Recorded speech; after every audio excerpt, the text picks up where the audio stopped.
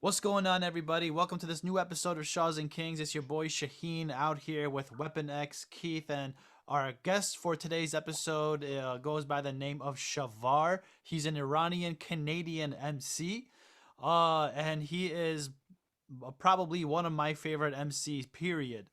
Um, yeah, like it's shit's incredible. So, Shahvar, man, what's good, man? Well, you wanna talk about yourself a little bit? What do you do?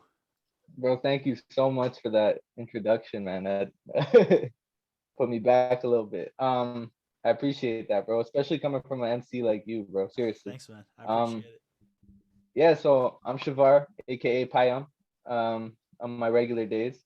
I'm a multimedia artist. I do all sorts of stuff from producing to rapping to making videos and so on and so forth. Hopefully we'll find out more on the way. I'm not really good at this whole introducing myself stuff. Yeah. So I know that you told me that you've been making well, at least you started writing rhymes from a very young age, right? Like before you're even like 10 years old, right?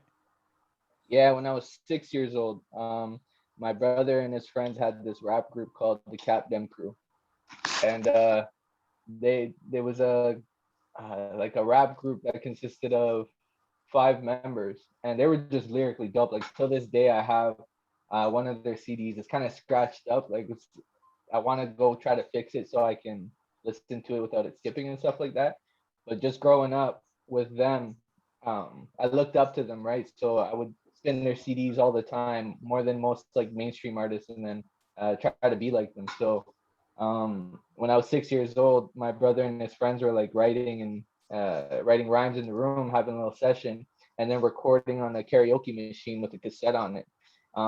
And what they would do was they would record, like they'd get CDs with like the instrumental versions of tracks, and they would record the instrumental with the microphone to the speaker on the karaoke machine, and it would record onto the cassette, and then you can double your vocals over that Mm. instrumental through that karaoke player, right? I remember So those days. yeah. So I was dying to try it out. And so I remember I started writing my own little rhymes in my book without saying anything to them. And one of his friends came over and he's like, "What are you doing over here?" I'm like, "I'm writing some bars." "What you got?" And I showed him. I remember it went, "Let's go play football and crack them all, sack them all, vibration, annihilating them all." That's all I wrote. You Right? were 6? I was 6 years old. Yeah, I think the only words that rhyme was crack and sack. Dude, But those are still better bars than like what a lot of these like mainstream rappers are putting out today. So so that's props to you, facts, man. I guess. I don't know what that says about the game, but so I Yeah. wrote those bars, and then he helped me write the next few, right? And I remember, so I let's go play football, crack them all, sack them all, vibration, annihilating them all. Soon they will be running when they see us coming, knowing that we gunning. And I was like, whoa, like what? What did that just like spitting that out loud and rhyming all those words together? I just remember the feeling it gave me, and like he helped me write those bars, like Wait, and you what I came up with those randomly. and like I know I just asked this 10 seconds ago, but you wrote that at 6? Yeah, yeah, but the soon it will be running when they see us coming. That was all my brother's friend Nizza. That was all him. He's Okay. like, write this after, and then I think it was him kind of planting a seed, right? Mhm. So then like he did that, and then soon it will be running when they see us coming, knowing that we gunning. I kill, and then I wrote, I kill for fun. I nail and it's done. And then I said, I'm gonna hit you with the yes, no, yes, no, what, no, yes, no. Like it does.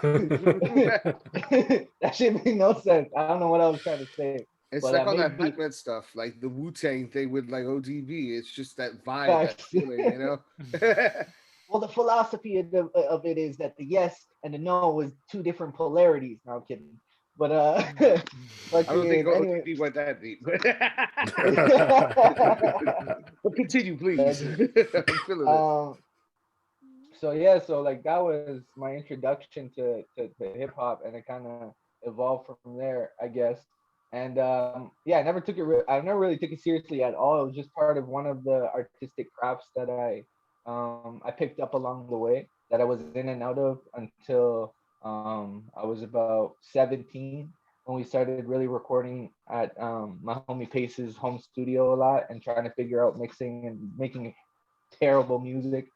Um, until like we made a couple bangers that we really liked that I could still look back on and be proud of today. But we had to siphon through a lot of shit to get to that. But We yeah, all go now through it's that. Yeah. yeah, exactly. Now like throughout like the endeavors, like I picked up videography on the way when I was 9 years old. I would just like either take my DSLR outside of my home and film stuff, put it on my computer, and then do like Windows Movie Maker shit just for fun, like basketball highlights with my friends and shit like that. Or I would film stuff on like a webcam, like little skits, and we used to Yeah. edit them. And I remember like we had this main thing where we would punch our chest when we swung to make the sound effect. You know what I mean? Of like punching somebody in the face.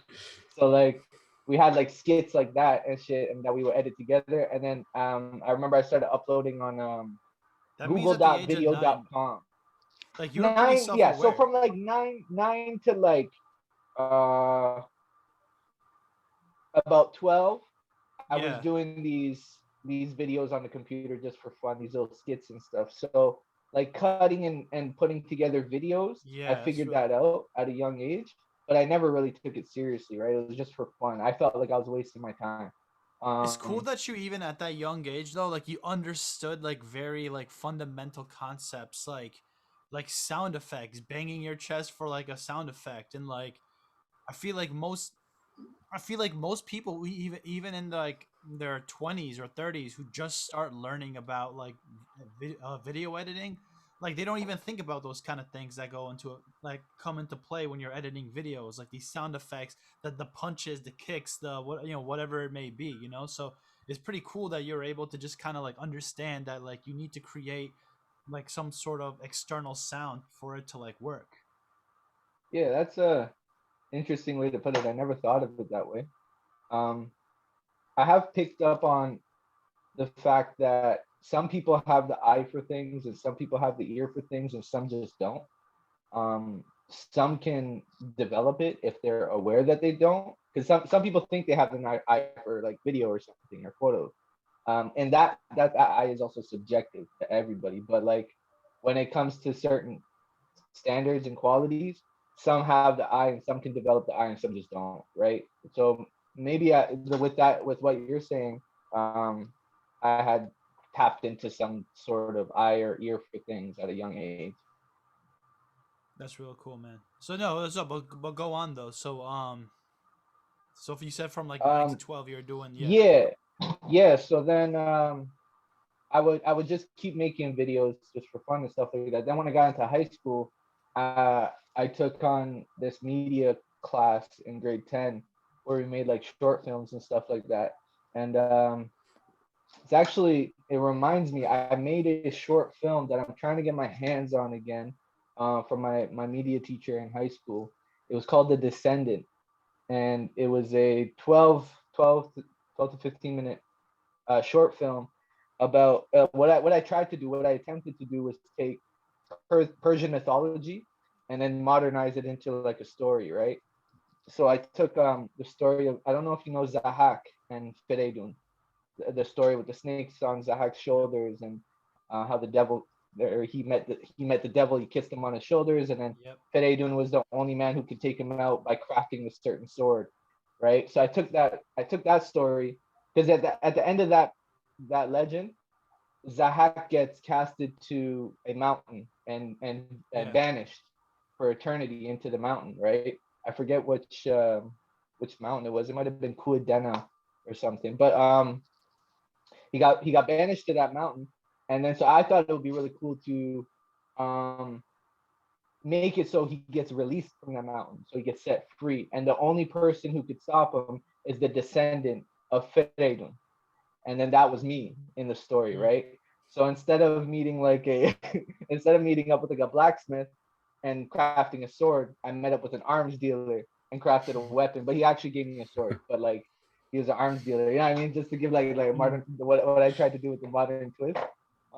But yeah, I'd be excited to like get my hands on it and show you. Anyway, so like my whole thing about that is I took this course in high school that like really excelled that videography part of me. Really excelled. Like I took a course in college, and that wasn't even scratching the surface compared to what they were teaching me in high school, right? I actually ended up dropping out of media in college. But anyway, so like I started making music videos using those skills I learned in high school, the media class and stuff like that for like music we were making with my friends and shit. Um, but then like I didn't. I guess you could say like by some influence around me and my environment and stuff, like I didn't believe that this shit could make money, right? So I ended up just following the footsteps of the rest of my family and going into like the construction industry. I had a really like promising career as like I was an assistant site super at the time, but like I couldn't have excelled and became the site super of high rise construction. And there's a lot of work in that for that in Toronto, right? So I ended up doing that for 4.5 years, and then quitting, saying fuck this shit. It's not serving me. I don't like it. I'm gravitated towards the arts. I'm gravitated towards music. I'm gravitated towards videography, and I just took a leap of faith. And yeah, I took that leap of faith 3 years ago, and here I am today. I have a multimedia business that I'm running. It's operating. It's doing very well, and I'm making music at the same time. And the trade-off for that is, as long as I keep making music and I keep making content for myself, then my business, it keeps getting business, right? So instead of chasing the fame and chasing views and streams and shit like that, I just want to create. Yeah, and I can tell you as an artist, like, and you definitely understand, and Weapon also understands. It's like that. The whole game of chasing views and streams and likes, like, it's draining and it's exhausting, and because like it's so. And when you focus on that, like, you really do feel taken away from the art. You know what I mean? Like, a lot of people think a music career, like, it's just like you're sitting there like 95% of the time you're like actually making music. The other 4% of the time you're doing shows, and then like the 1% of the time you're like fucking bitches, right? Like, they think like that's what it is, but it's so much like it's, you know what I mean? Like, I would honestly say like if you're trying to do this, like, it's usually like 30%. um it's like maybe 30% of the time gets spent on music. You also have to spend a lot of time just creating different types of content for each social media platform, and then it starts to feel like, wait, am I like chasing likes and followers now? You know what I mean? And I think like that's a lot of the problems that like independent artists go through, is that they catch themselves kind of forced into um chasing things, like, and then like that's when the anxiety levels go up, and that's like when we feel bad about ourselves. But it's cool that you kind of have like a multimedia business that like supplements your music. Yeah. Um, that's that for a long time people were telling me that I gotta start focusing on one thing and trying to make it grow, right? That was kind of the main rhetoric. And I get that, man. It's great advice because when you do harness your attention onto one craft, um, it uh, it really you can grow in that craft a lot faster. Hence why like this last year and a half since I dropped my project Focus, um, this is the phase that I felt comfortable as an artist, comfortable with the music that I'm making, comfortable with what I'm hearing out of what I'm making, right? And that took a long time because I didn't get the chance to actually focus in on just rap the whole time. So now I'm 29 years old and I'm finally comfortable with my sound, right? Um, but yeah, the thing about that was I couldn't. There's I don't You can call it a disorder, you can call it curious, whatever, but like I just couldn't focus on one thing. I always wanted to do videography. I always wanted to do music too, but it needed just as much as attention. Um, I always wanted to do graphic work. I'm still growing in like learning animations and stuff like that, right? So um, I do feel like at times, and I have felt like it in the past, that I'm spreading myself thin. But I can't ignore the reward of it, like where I'm getting and where I was before, right? Um, and yeah, yo, that's what it is. I can't focus on one thing, so I have to do it all. So how my challenge is, how am I going to take all these things and put it into one thing? And I was like, multi multi blank. Well, it's media, so multimedia, and it kind of funneled it into one thing, which is what I'm grateful for. Like Yeah. in doing, yeah. And the cool thing is, like something that like a lot of people told me is, and I think you may have mentioned this to me as well, is that when you like, all right, like let's say someone's focusing on like becoming a singer or a rapper or whatever it is, but like in today's social media climate, it's like you can't just sing or rap. Like you have to like be able to produce so much content that this is like the one good thing about that is that it kind of forces you to learn things.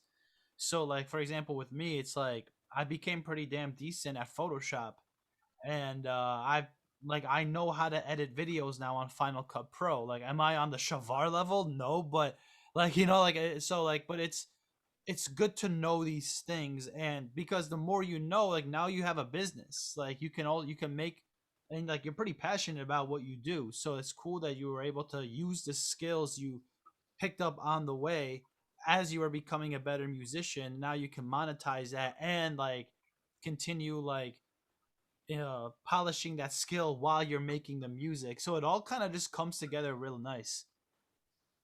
Yeah, I hope so, man. I mean, it's been together for the last few months, right? So with all that said, not to bring any negative light to what I'm doing, but like that shit could go away any moment. It could stop any moment. The pandemic could change the way that society works tomorrow, and things could be different, right? So like, God willing, things just keep going the way that they're going. If they do, then I see a lot of light at the end of the road.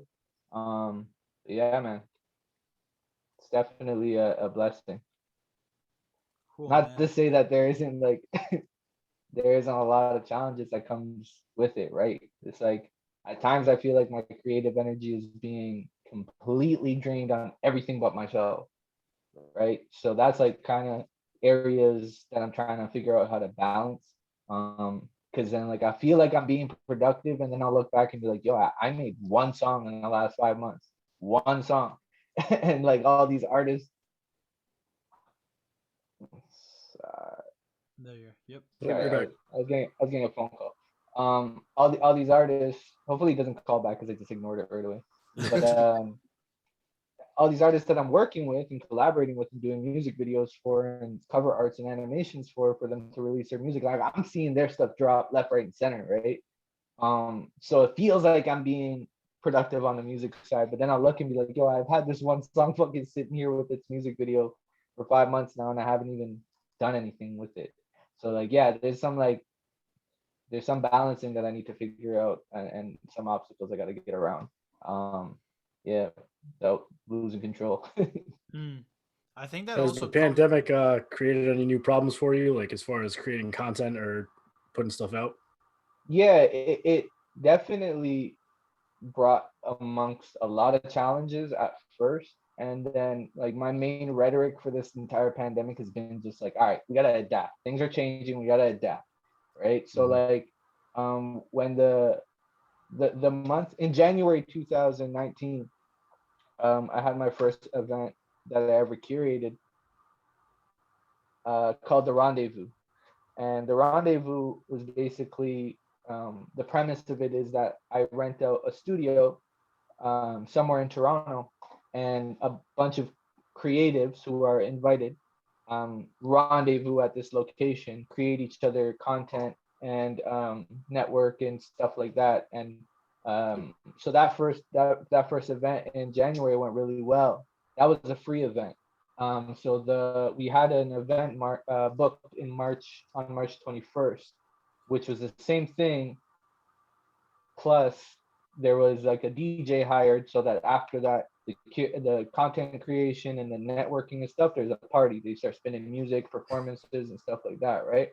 Um, so yeah, the rendezvous, it was like such a big vision in my head, right? Like, oh, I'm finally getting myself out there. I'm finally fully delving into the whole extrovert side of me. I get to meet different creatives that are like-minded and stuff like that. Um, so that was that. But then the pandemic became a pandemic on March 11th. Yep. So yeah, so like I um I had all these tickets sold, and it's not, I say but it's me and my two friends, Wiz and Laura. Yo, is that when Um, you met we- Dan Kramer? I think that's his name. yeah, that's where I ran my first event at Yeah, his yeah. studio called That Toronto Studio. Dope dude, man, dope dude. Yeah, me and Keith met Um, him at a grounding camp event like in New York a couple years ago. Yeah, we that's did. crazy, Yeah. man. That's crazy. Small world. Oh Yeah, dude. god. Yeah, he was amazing to deal with, man, and his studio is beautiful. Um, so yeah, we had our event at his studio. Yeah, and then in March we had all our general tickets sold, and some of our VIP packages, which were like pretty decent packages, right? The VIP packs are like, if somebody wants to come, pull up and shoot like one scene of their music video, I'll shoot one scene of your music video for $100. You know what I mean? And I'll give you that scene. You can either come back and we can make a full music video out of it, or you can take the scene and make a music video out of it on your own, or do whatever you want with it, really. Um, so yeah, we had like a few of those packs sold and stuff like that. But then boom, pandemic happened. Had to give back all the money. So Had to give back the deposit for the place, and then figure out what the hell we're gonna do from there. Yeah.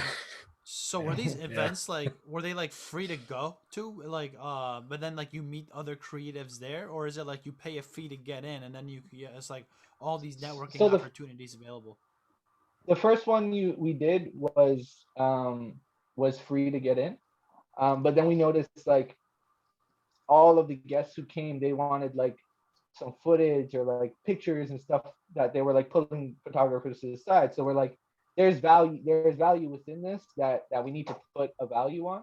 So then there was a general admission, which was like $15 for the second event. So general admission, you just pull up, you can bring your camera, you can just pull up and look fucking fresh if you want. You know what I mean? Get your pictures taken, get a couple like cameo videos in, and then you get it sent to your email, right? Um, so yeah, they weren't free, but they were cheap. It was just a general admission.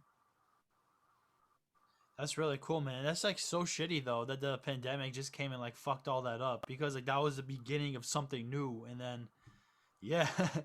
Now, Yeah, man. I mean, like, yeah. I guess like the beauty though of it though is well, not the pandemic, but I mean like through social media there are opportunities to like come together, and even though people, I feel like people don't utilize it enough because people just are mainly on social media to look at like, like cringy TikTok videos and shit like that. But I mean, like now we got apps like Clubhouse, and like yo, like I'm very pleasantly surprised with how like I think Clubhouse is a dope app.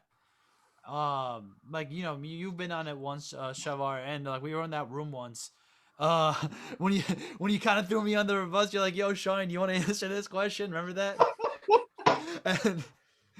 and, and then like they're asking me, they're asking me like, "Yo, what would you think if your girlfriend like started growing hairy armpits?" And I had to be honest about it. I'm like,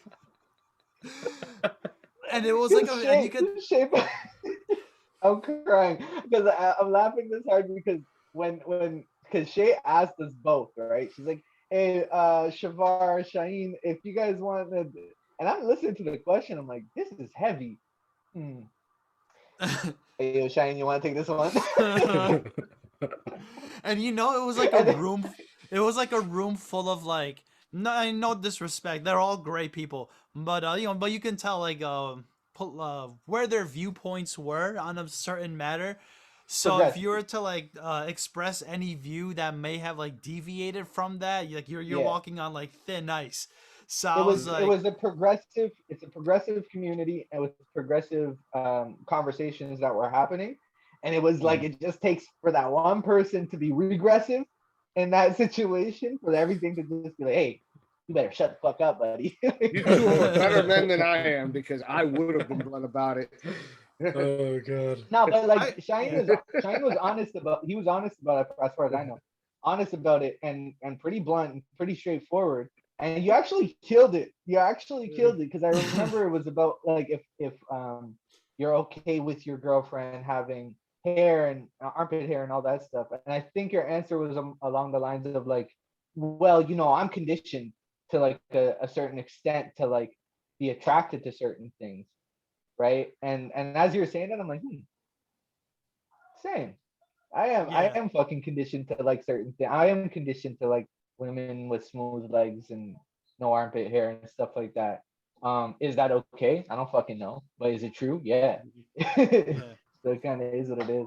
It's like, do I really want to spend the time to really rewire my brain to like be attracted to armpit hair? Like, I just have other things to do in my life. You know what I mean? Yeah, So and I think maybe in a situation where like you I meet a girl where she's an amazing human being, the best girl I've ever met, and then the only thing that's wrong with her is that not wrong with her from my perspective is that she has armpit hair and it throws me off. So am I gonna scrap everything else just because of the right. armpit hair, or am I gonna try to rewire myself a little bit and be like, all right, this is clearly social conditioning as to why I feel this way.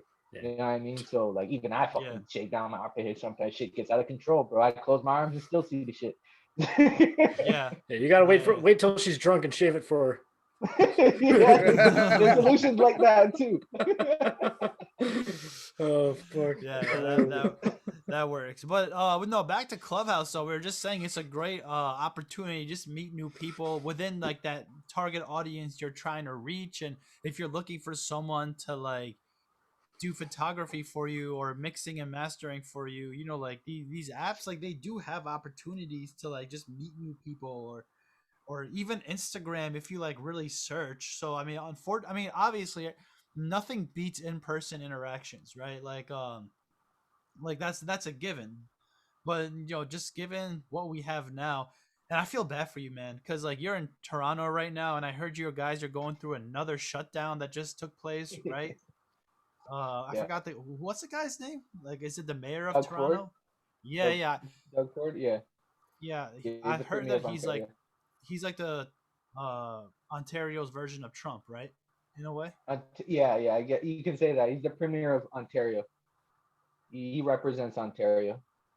What does that mean in Canada? Does that mean like he's like a governor or mayor he or? kind of just he kind of just forwards the messages. But like, yeah, I think you can compare that to a governor. All right, because I know like I mean I'm not too familiar with Canada's system. Like I know they have the prime minister and the parliament, and then okay, Yeah, I'm not that privy to everything that goes down in the political party, but I pay attention to like what the guy on the screen has to say because it controls my freedoms. I see. Yeah. It Um. is what it is. I'm already vocal about my governor. I sang to Yeah, have him recalled, so that'll tell you where I stand. fuck that guy. But we won't go there right now. What I will ask you though is you've obviously you've mentioned that you've worked both in a group dynamic and in a from as a single artist in that capacity. Um, Tell me from both perspectives, what different dynamics do each or does each route have, and do you feel like um, from one end to the other, like from the group perspective, that you can express different things that you can't express as a solo artist, and vice versa? Yeah, so like the group that I was a part of, we went by Skybound Entertainment, and that it would consisted of me, my boy Rose, and my boy Pace, right? And the three of us have been brothers. Like it's a brotherhood. It's not just a friendship. Like we've been brothers since high school, and the group didn't come together. Like the three of us didn't come together as a rap group because we decided, okay, we're a rap group now. It was more so Pace, the one guy, that one of my boys that was part of the group. He had a mic in his sunroom in his apartment, like a studio mic. It was an Apex 4. 465 and or 460. And so I seen it. I was like, yo, what is that? And he's like, yo, my uncle just lent it to me. He said, like, if you young dudes want to spit some bars, try it out. So then, like, the group kind of came together just by going into that sunroom and spitting, and then seeing, oh yeah, we got something for it. Like, we all can spit. It's not bad. Um, and that cadence of us just being friends, close friends, and doing this activity together, it persisted for years. And we never got in each other's way, stepped on each other's toes, had any disagreements on anything ever. Um, the only reason we didn't continue to rap as a group is because my one boy Pace, like, he's doing extremely well in doing his construction general contracting business. He's doing extremely well, and he chased that and whatever. He has his own story that's like insane. But so then that leaves kind of me and Rose, right? And me and Rose have been rapping together, creating together ever since high school, since that group and everything. And till this day, we just help each other out as much as we can. Now, I am a solo artist. I release solo music mostly, but I definitely wouldn't be able to do it without that collective energy of my tribe. So yeah, that's an excellent question, man. I don't think I can separate it though. That's the thing. I don't think I can separate it and be like, this is what the solo path felt like. This is what the group dynamic felt like. Like it was, it still feels like I was my own entity within that group, and so were the other two members, and like I'm still that same entity, still moving kind of within the same momentum, and I wouldn't be able to do it without them. Still to this day, like wouldn't be able to do it without them. I understand, totally relate. For Toronto though, that's I definitely know that I had the opportunity and the pleasure of visiting on one occasion. Really enjoyed my visit, I gotta say. Um, Want to go back, but what I was getting at was I do know that even though you guys are doing hip hop out there, which I love, I've always kept at least a little bit in touch with what's going on um, above the border, so to speak, out here. But I do know that there's also a little bit of a different vibe. I mean, like it's not like it's drastic, but y'all really have your own lane up there too. It's definitely not a carbon copy of like American hip hop per se, in on some levels. You guys kind of do your own thing as well. Um, what kind of influence would you say that like Toronto has had in your music, being a resident out there, and if any, and how that reflects both what you do on the record and what you do in terms of your visual art? Hmm, that's a great question. Um, so Toronto does for sure have its own sound, but it also like thing about it, man, is it sounds cliche to say, but like the mainstream doesn't really like mainstream Toronto doesn't, other than Drake does do a good job at representing a lot of what Toronto's vibe is. And he does a good job at doing it, doing all sorts of different types of it as well. Um, but like the mainstream otherwise, maybe even Tory I can put into that too, but I could see a lot of American influence in Tory. But anyways, the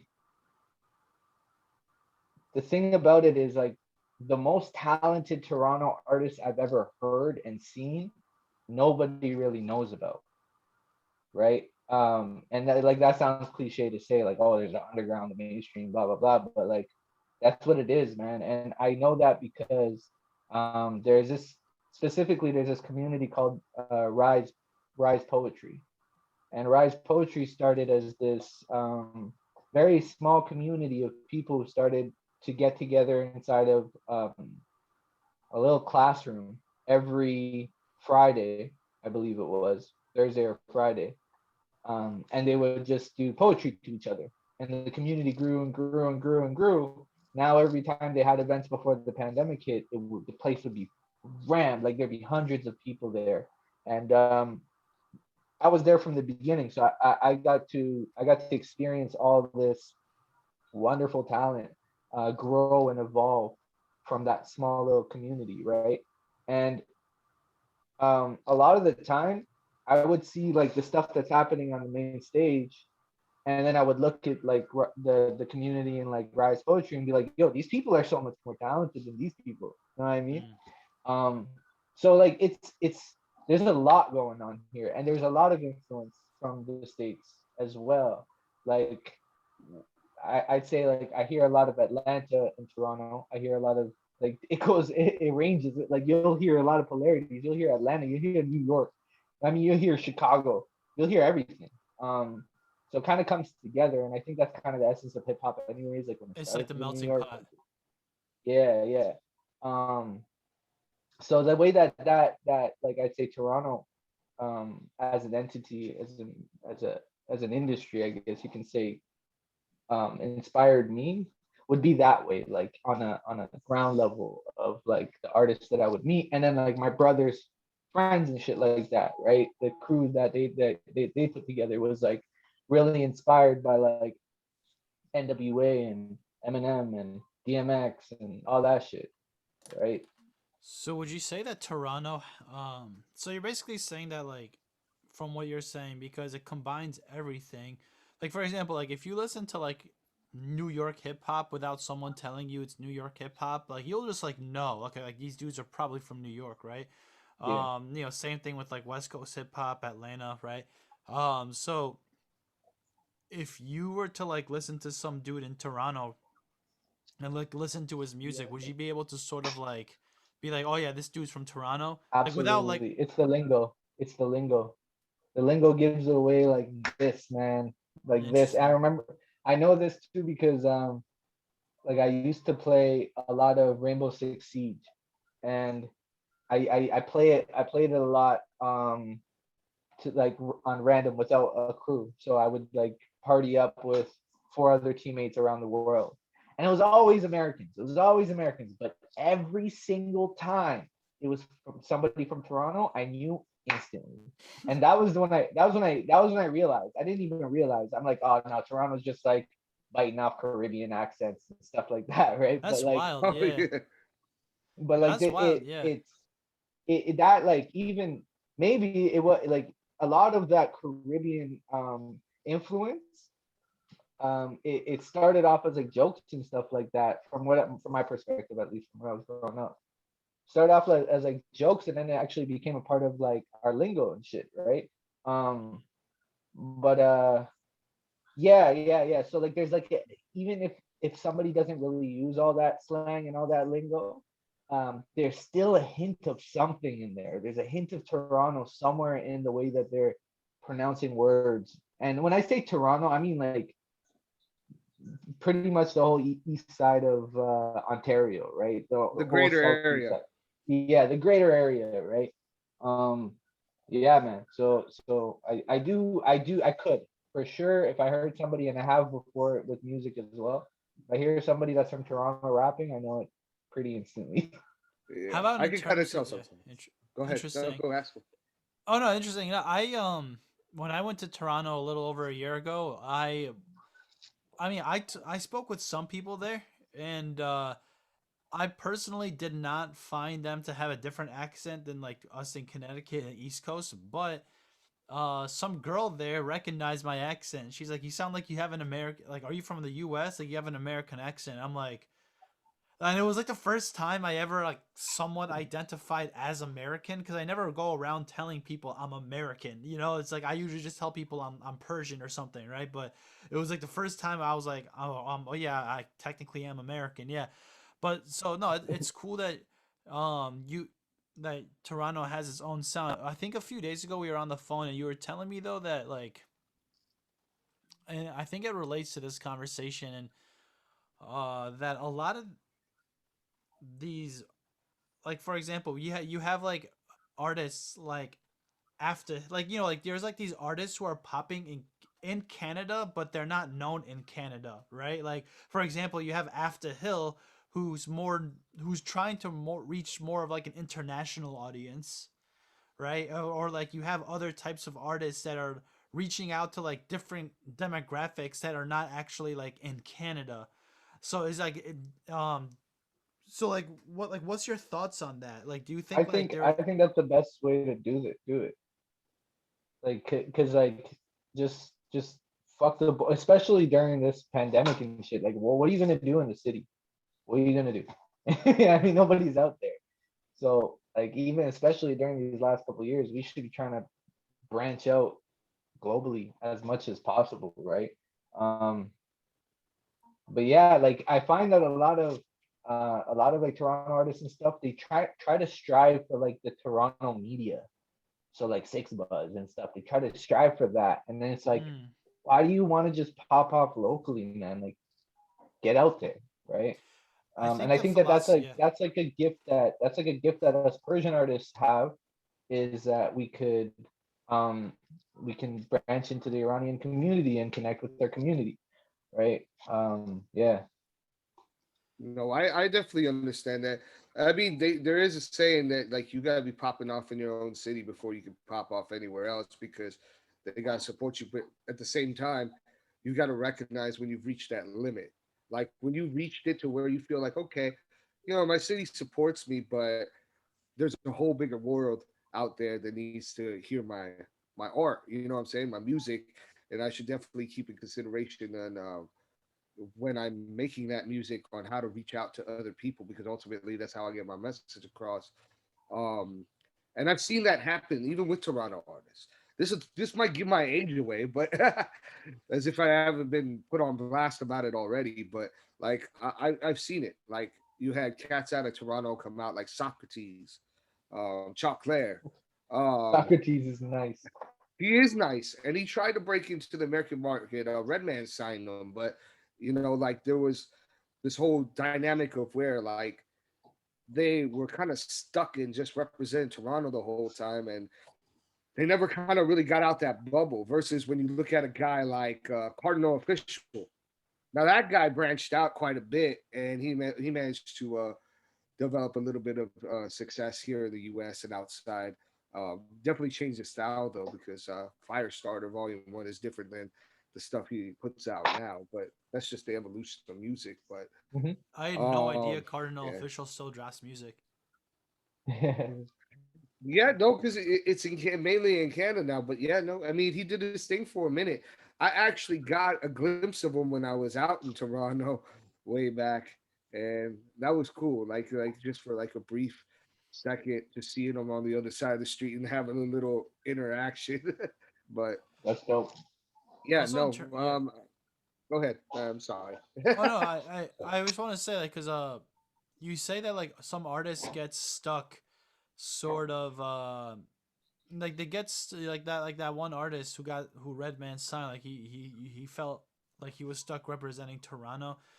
I feel like, and Shahvar, I think we talked about this on the phone the other day, and we can like go further into this. We're like humans, like we want to be on that wave, right? So like Yeah. you can get the support of your city, and but that has its limits because sometimes like your city or your country or whatever it is or whatever audience you want to like target, like you can attract like a certain percentage of them, but in order to get even more of them, I feel like sometimes other groups will have to recognize you so then they can claim you. Like, does that make sense? Well, like, and I think that's especially, unfortunately, that's especially true for like the Persian community because like all of us, me, Shavar, Weapon, like we have Iranian followers that like completely love what we do, but I feel like a lot of Iranians are like hesitant to support us until like other cultures give their thumbs up stamp of approval, so then they can be like, oh yeah, like that's our boy,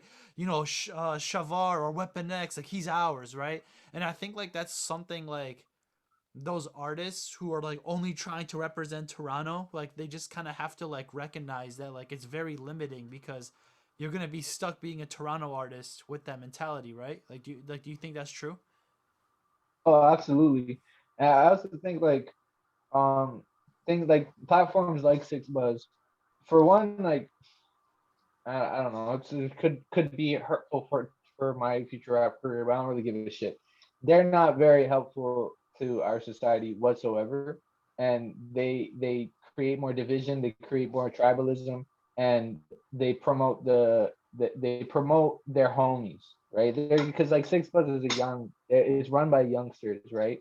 But like I find, and the reason I brought them up a couple times is because trends and things that people talk about commonly amongst each other, a lot of the time just comes down to what they've seen on Six Buzz out here, right? So like they have this power to influence our entire music sound, our fucking our society for a better, just to like to put better energy out there and better messages out there. But instead, it's like oh, let's make fun of the city that's full of brown people. Let's say that this side of Toronto is better than that side of Toronto. It's like, don't you fucking guys see what you're doing?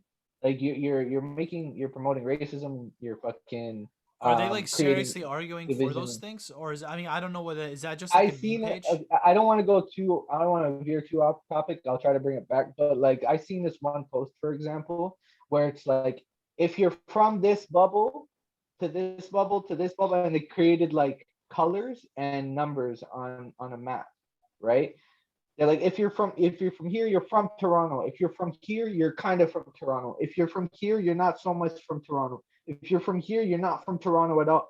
And then they gave the zones fucking colors and numbers, and I'm like, yo, that shit's dangerous, bro. Because like if one of these kids that are growing up, they see this shit, and then they have a homie that's in the four, and they live in the three, and then like they're not that good with each other, and there's these colors involved that very easily that could become like a little gang movement. You know what I mean? And now you have motherfuckers shooting each other because they're from the four and here this guy's from the three. You know what I mean? So like they're just not responsible with their platform Interesting. whatsoever. It's not. I mean, it might maybe I'm being unreasonable because it's like why do they have to be responsible? They're all doing they started to do this shit for fun, now they're making money. But like fuck that shit, bro. Like if I was me and I had a platform like that, I would be much more careful and responsible about the shit that I'm posting. In that regards, what I'm trying to get to is that they they were doing two things and they're still doing it. One, just these random motherfucking rappers with like that sounded like a boogie with the hoodie. I love a boogie with the hoodie, but like so many rappers out of Toronto started to buzz off of his sound instant, like right when he came out, right? And it was attributed directly to Six Buzz. Like these are, oh, did you hear about this rapper? Where did you see him? Six Buzz. Did you hear about this rapper? Where'd you see him? Six Buzz. And every single time it was a certain fucking sound, right? So do you Um, feel like they're almost like the gatekeepers of the Toronto creative community? they're the gatekeepers of mainstream, the mainstream Toronto sound, right?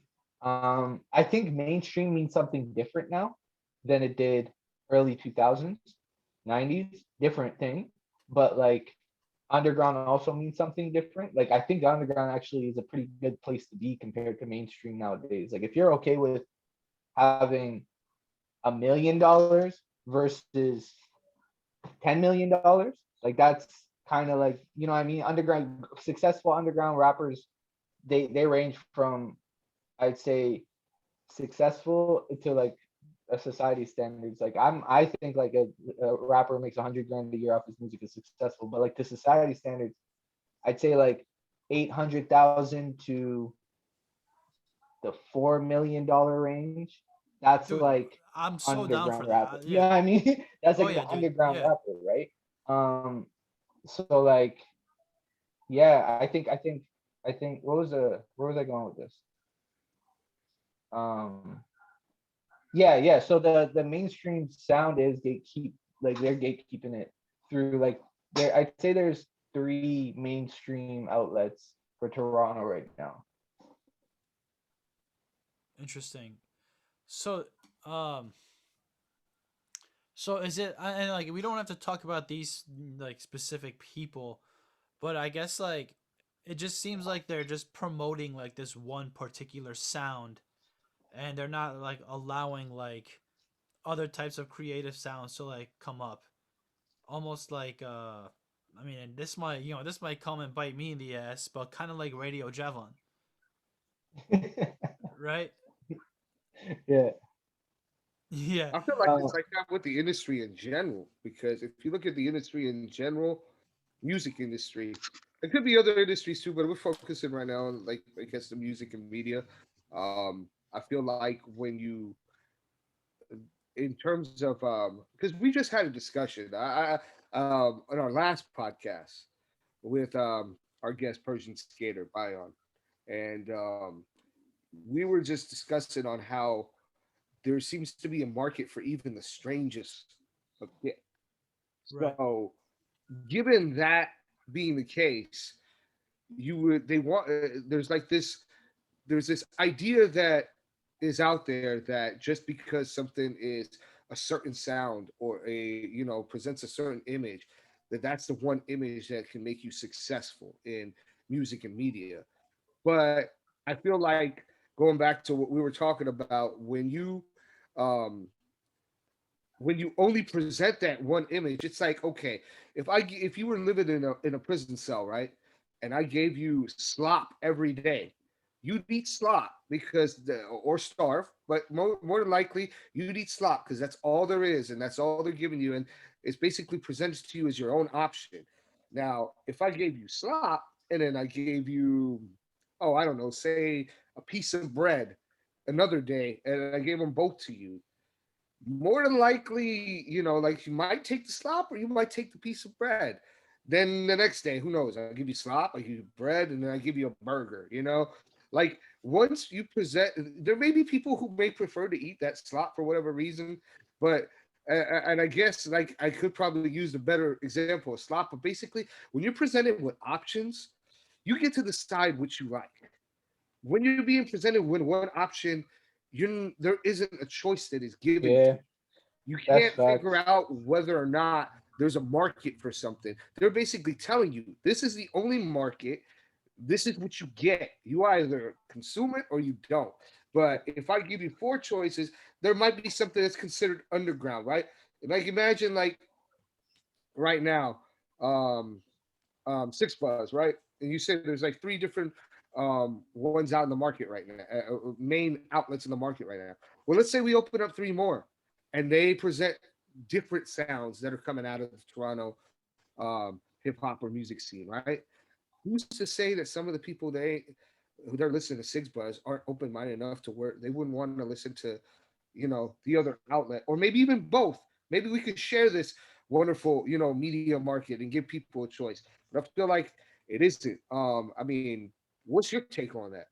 Well, I think part of the problem is that um outlets like Six Buzz are they buzz, no pun intended, but they buzz off of propaganda, right? And bullshit and beef and negative things, right?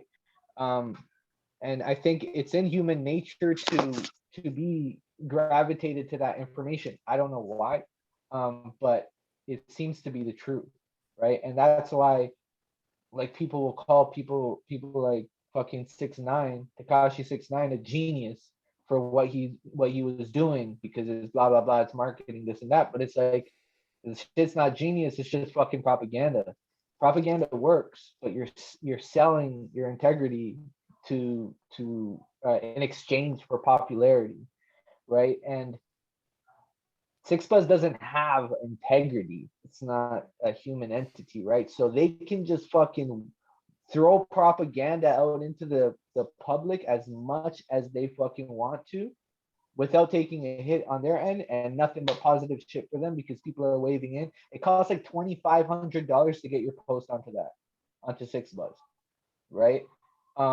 So a lot of these rappers are just fucking paying their way into that community, right? But like to go back to the slop and the burgers, like I feel like people have been eating that shit for so long now that when they get a burger, they call it fucking corny. You know what Yes. Yeah, I mean? yeah. Yes. Oh my God. They're Yes. conditioned again. Yeah, Yeah. It's like, what the fuck is this corny shit? You put so much work into this. Why did you put so much work into this when we can just eat this? Would you say like Six Buzz then is like Oh. another version of World Star? Yeah, absolutely, bro. Absolutely. Because they have And no like that, remorse for what they put out. And they forget the fact that it's propaganda. They have no remorse then of the shit or the repercussions or any of the consequences that come out of what they post up. yeah, they don't give a shit, bro. And some rappers, they realize this shit, right? So they be like, yo, let's make up a beef. Let's just fucking beef each other, and then Yeah. you know what I mean, and put it out. Or like they'll actually start beef with somebody and put it up. And then it always fucking ends up on Six Buzz. Like people, I unfollowed that shit a long time ago. But the amount of times that people fucking send me shit from Six Buzz, I have to tell them, like, yo, I don't follow this shit. Like I don't know. I Oh can't yeah, see it's it like a private page, right? Yeah, because they know that they're putting out like negative shit all the time, right? So people aren't gonna follow them if if they don't have to, and they feel like they have to because of like the fear of missing out, right? Like you're missing out on being able to relate to a conversation. Oh, yo, did you see that post on Six Buzz yesterday? Like you actually hear shit like this, Yeah. right? So yeah, man, it's And that's the craziness. problem I see with like social media content over the last few years, and some of it's creative, but I feel like you said, like after a while when people actually put a lot of creative effort into their craft, people are like, wait, this is different, therefore corny. Like, and that just like blows my mind. Like, so if like, yo, if you're like a rapper who doesn't use auto tune, and like your song has like a theme or a message, and all of a sudden these people are like, I don't want to hear this, like it's corny, like it's like, and then like they'll go on and listen to like whatever's like whatever like the hot 957's like, or like whatever they're pushing, right?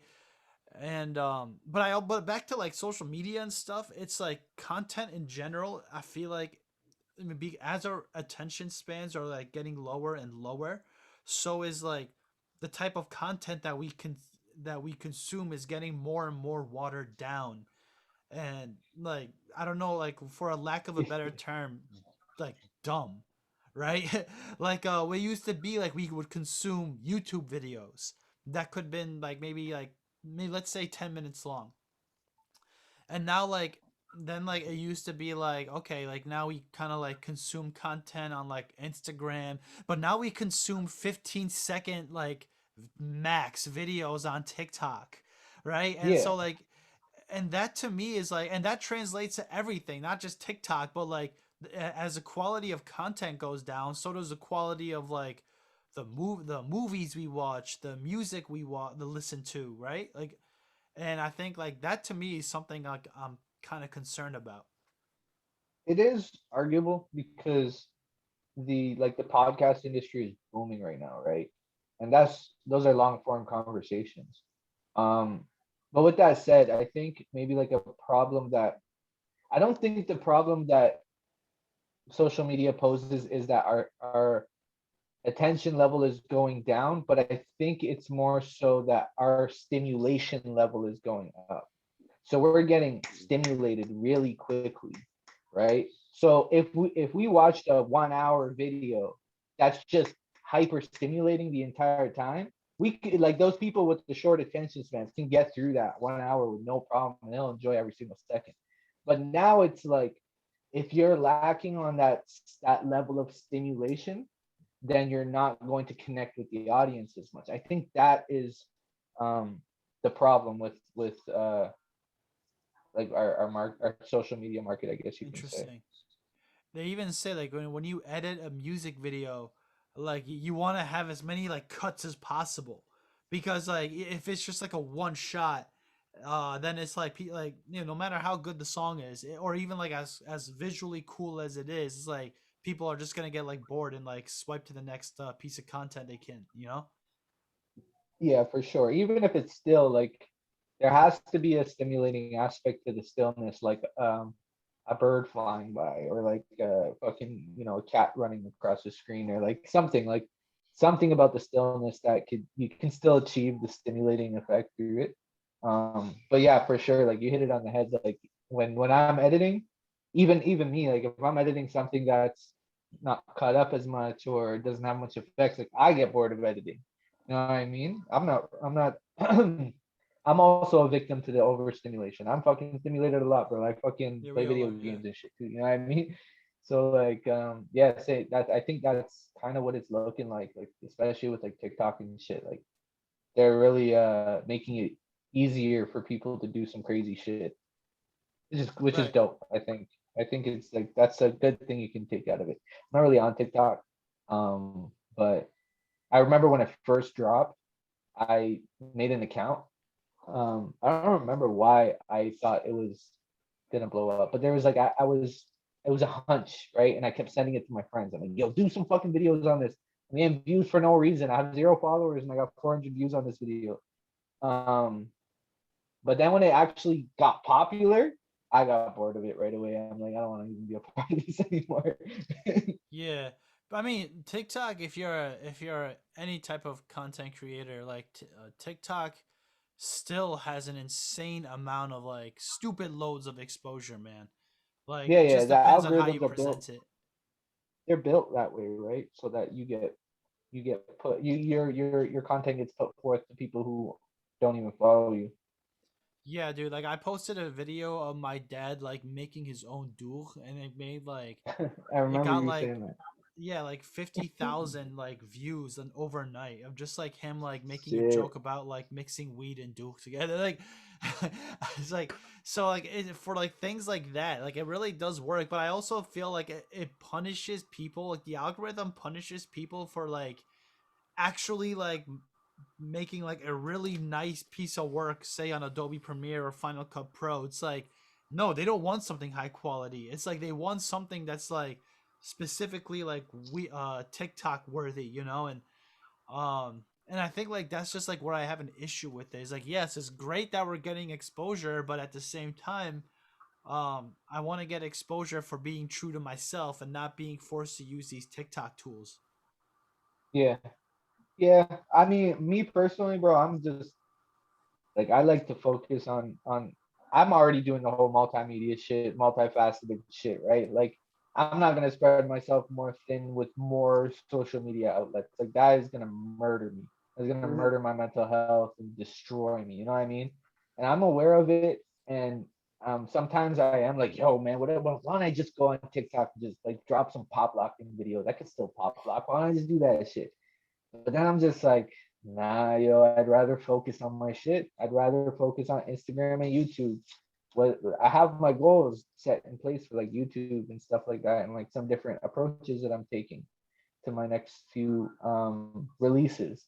So like, and that for me, I'm good with Instagram, YouTube, and then dabbling with the whole NFT shit and Ooh, seeing what I could do with it, yeah. right? So I'm just right now I'm just cooking up some ideas, bro, for that Uh, stuff, for that you approach. know, like I've been looking into NFTs as well, and I don't know if Fanush or Keith, I don't know if you two have been like looking into this, but and I've always known like it has like massive potential. I mean, like you said, like some dude selling a digital image of a cat for like a couple $1 million, right? And then I mean, but when we talked to Bion the other day, for the podcast, our last episode of the podcast, and she talked about a certain type of item that she sells for like I was like shocked. It just shows that there was like a market for anything, dude. You Anything. can Like put it out there. She didn't have a problem putting it out there. well, It would that's give true. It is chaos. public, but it is public. Yeah, she sold a pair of her socks to like some creepy dude for like $500. Dame What scam. dude? Ain't nothing wrong with Yeah, that. yeah, and I'm Respect the like, game.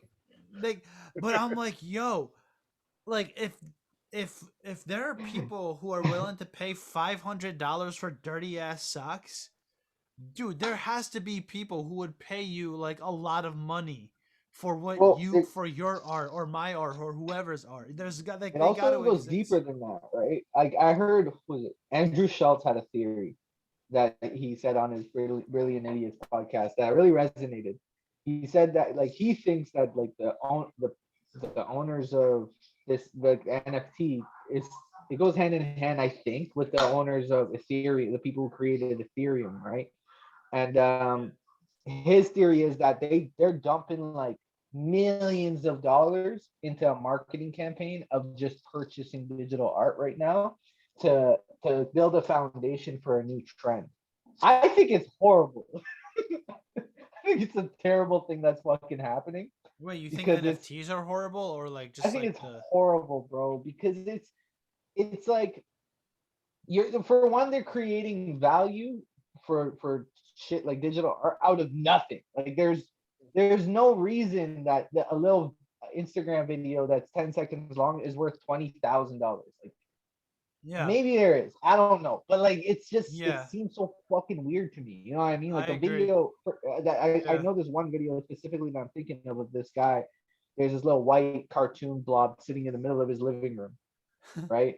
And it's just like floating around, and he walks into the living room, and then he touches the white blob, and then it like consumes him, and he turns into the white blob, and then he turns into the little ball again, and then the video starts over. Cool video, been out for fucking over a year, right? As soon as this whole NFT thing dropped, man fucking uploaded his video and sold it for 20 grand US, yeah, right?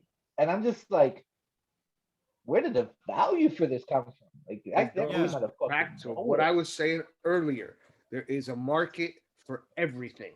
The Yeah, only difference between people being able to sell something and not being able to sell something or market something is the platform. In Bion's case, OnlyFans opened up the platform for people to be able to purchase dirty skater socks. Now with NFTs, now they have a platform where this stuff is being able to be. People have the opportunity to market this stuff to people. It really just comes to developing an outlet and someone who's smart enough to recognize, hey, let me create this platform to where these people can do this one or right. two things, and make money off of it. And you can't hate the game as much yeah. as I stupid said as you Yeah, want I to think. said I Yeah, think it's stupid. I think it's stupid, no, but at it's the stupid, same but it's time, genius too. it's good for even like I should be grateful of it. Completely grateful. I'm a fucking visual creator. I'm sure I have shit that could sell as NFTs right now that I haven't posted. Right? I should be grateful for it. It's just that there's something there's something sinister about it I know that what makes you me mean. feel uncomfortable about where it's gonna lead digital content And it because goes back to what you said about integrity. there's so much freedom with digital content right now, right? I'm worried that this is leading towards kind of putting it into a box, you know what I mean, and confining its freedom because it's now like it's an inevitable part of like my processes, right? If I'm working with an artist for a music video, like they want to talk about like what they could do as an NFT for the video, right? And like even me now that I'm making some music, I'm like, yeah, I'm gonna do this and drop it as an NFT now. You know what I mean? And it's like for one, like just very in it's very in the very basis of it, it costs you like $80 to $120 to even like put one up, right? So now that's added to every single time I'm dropping a track because of that. If I want to do the NFT thing, right? So it's like if this platform is just dumping money into itself to buy the digital art to create a trend, it might even be like it might even just fall off, and then they might make a bunch of fucking money off people just uploading shit. You know what I mean? I don't know. I just it's like I see the beauty in it, but I also feel something It could be like a off potential about it. bubble. Yeah, Like you think so? Like an NFT bubble? yeah, like something that just pops up and pops away. Yeah. Yeah, I Like could see that. I could also see it like completely just changing shit and making it um making just parasiting its way to everything. Because an NFT is not just digital visual art. It's a non-fungible token, which means that it might happen to music. You know what I mean? Like artists might start dropping NFT albums, that you can only listen to if you pay X amount of money. You know what I mean? The fucking producers should be hopping on this shit and saying like, I'm dropping my fucking drum packs as Yo, I think NFTs now. The Wu Yeah. Tang Clan tried doing that like a few years ago, like not as an NFT Oh, as we call it. Martin Shkreli. I Yeah, don't yeah, Yeah. like know how to say his name. he bought that one album and for like a few $1 million or some shit, right? So I've like never wanted to punch somebody in the face more than that fucking guy, bro. Oh yeah. Never. Never wanted to punch yeah, somebody in the fucking face as much as that guy. I'm That very guy has the passionate most about my punchable book. face I've ever seen. definitely, bro, Martin definitely. Shkreli, whatever. I totally forgot Shkreli. about him until we like had this conversation right now. Um, but I think like that's kind of how I view cryptocurrency. Like a lot of people are big on it, like they think it's the future. I don't. Um, just because I think I don't know, like a lot of people like this idea that cryptocurrency could overthrow governments and they could their argument is like decentralization and they get rid of the middleman, but I mean, like, yeah, like for example, like you like the and I just don't. I just one I feel like people are not financially literate enough to even understand what that even means, and two, like if something I feel like over the last few months, for example, like a concept like Bitcoin, it went up like what 700% these last 3 or 4 months, and I feel like because the value of it keeps changing, like how could we use it as currency if Bitcoin that was like $20,000, let's say 3 months ago, and it's now like approaching 60, like, you know what I mean? Like, how can I give you, like, how can we trade off that system? And I feel like it's gonna blow up eventually, and like the value of it is just gonna crash. I could be full of shit. I'm not obviously like I'm not an expert on this, but what you taught Yeah, when you were saying yeah, go ahead. no, I was gonna say like I get so many DMs from dudes like and they're asking me to like join a team of like their crypto buddies. And like this and basically like I get how this works. Like they want you to buy more Bitcoin or any type of crypto because when you do that, the value of it goes up. But you know that these motherfuckers are just waiting for it to like reach a certain point so that they can sell it and convert it to US dollars. So like that's like so what I just said about Bitcoin, I feel like it's kind of like what you said about NFTs, where like does that make sense? Like what I'm trying to get at? Yeah, it's a scheme. Like it's a It's scheme. it's It's a like a pyramid temporary scheme. scheme. Yeah, yeah, Yeah.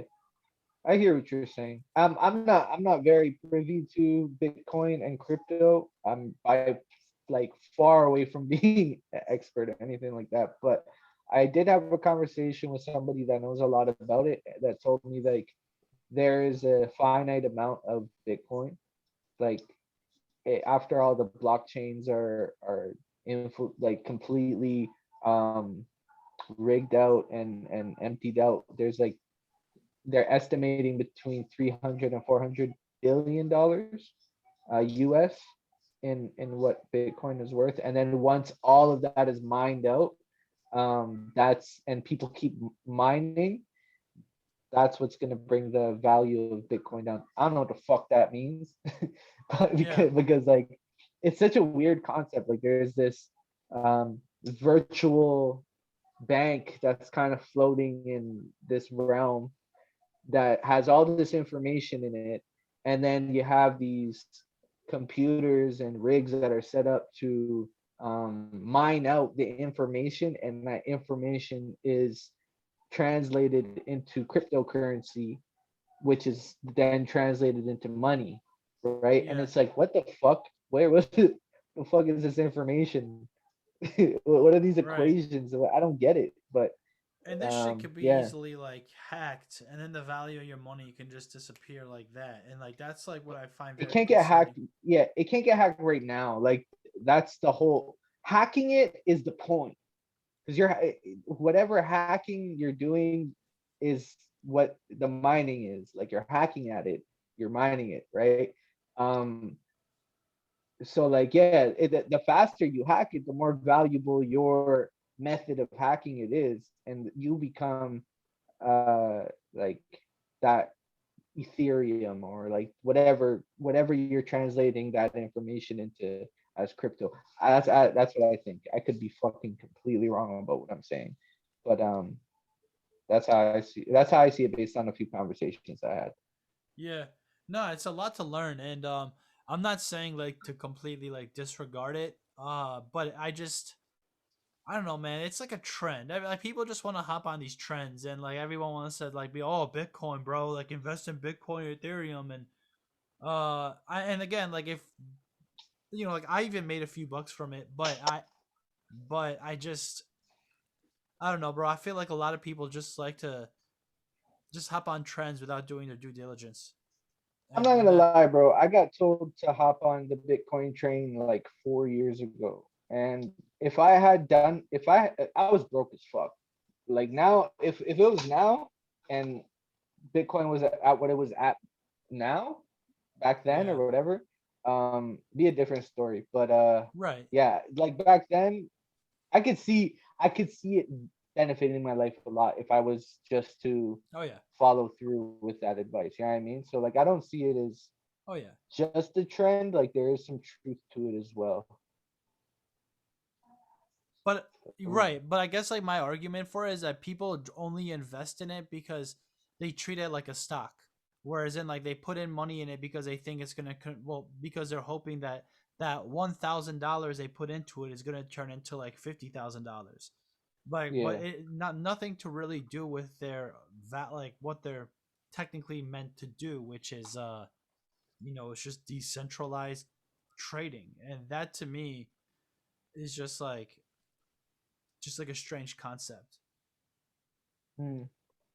It's also dependent on other places accepting bitcoins instead of US dollars or something like that too. Because if you think about it, like a bitcoin, if other places accepted it, is just as worth as much as you online banking. It's just as real the money. Like when you online bank, there's not physical dollars going anywhere. It's literally just a digital message saying this much was sent here, but it's not real. Like there's no physical evidence of anything, so it's the same thing. It's just that not everyone accepts Bitcoin the same way they do a dollar or a yen or whatever the hell you're trading, basically. But it ends up being the same thing, kind of.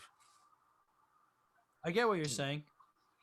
Yeah, but I also think like like $18, whether it's like a physical cash or whether it's like a bank statement or whatever, like it still has the same value. Whereas if I say like here's a Bitcoin, like 10 seconds ago it was worth 10 grand, now it's worth 30, now it's worth you know what I'm saying? Like so I feel like just Right. trading it is just a very complicated thing because and I know like I understand that like it's not like I give you one Bitcoin like just to buy an item. It's more like everything is fractional. So Yeah. Because right, if but I'm paying one Bitcoin for something, that's pretty fucking expensive. you're basically yeah. That's like Yeah, I'm buying a couple of new cars. or like a down payment on a house or something, right? Yeah, Um, yeah, exactly. yeah. Go with So the house. yeah. Go with the Yes. So house. for real, man. Yo, so Shavar, so you talked about you're focused on Instagram and on YouTube. Like do you have any like types like is there any types of content that you're focusing on YouTube that so are you like mainly focusing on like music videos or like are you trying to make other types of video content that supplements your music? Yeah. So right now I'm putting out uh my music for the past couple years onto my Shahvar music channel, right? On YouTube. And what I'm planning on doing moving forward is that whole rendezvous thing. So like I didn't get to tell you like what happened from there, Keith. I remember you asked me like, has the pandemic affected or how did it affect and stuff. So I'll go back there and then I'll get to the YouTube thing of what I'm doing.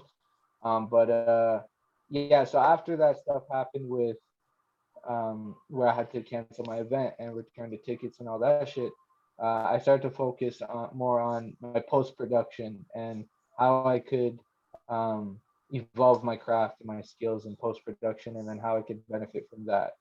So I did that. I practiced a lot, and then I became more confident in my skills and started making money off of my editing and all that shit. And then I invested in some equipment, and yeah, now I have like a good equipment and a good setup, a camera setup and stabilizer lighting setup, and where I started to shoot more music videos, more commercials, partnered up with more marketing companies and stuff like that.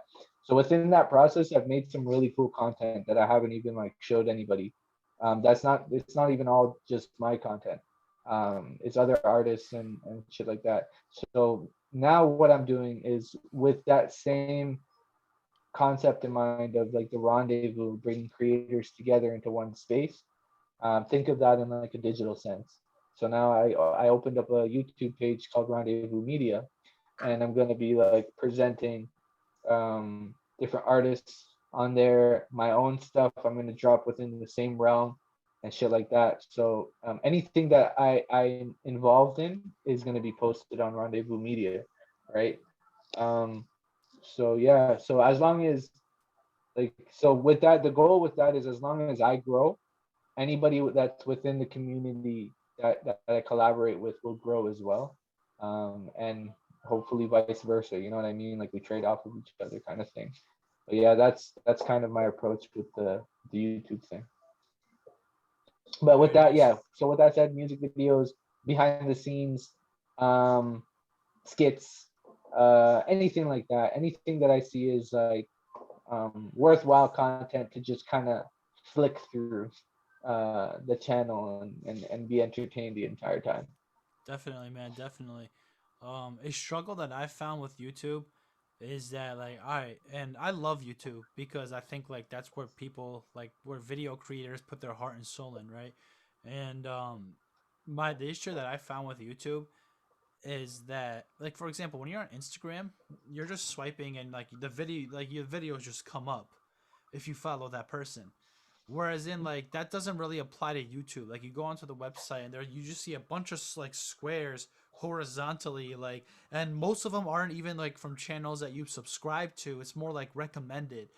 And if you're a music and I found that like with artists who do music videos, well, they don't really show up unless you like search for it. Like so for example, even like I'm just throwing names like an Eminem music video.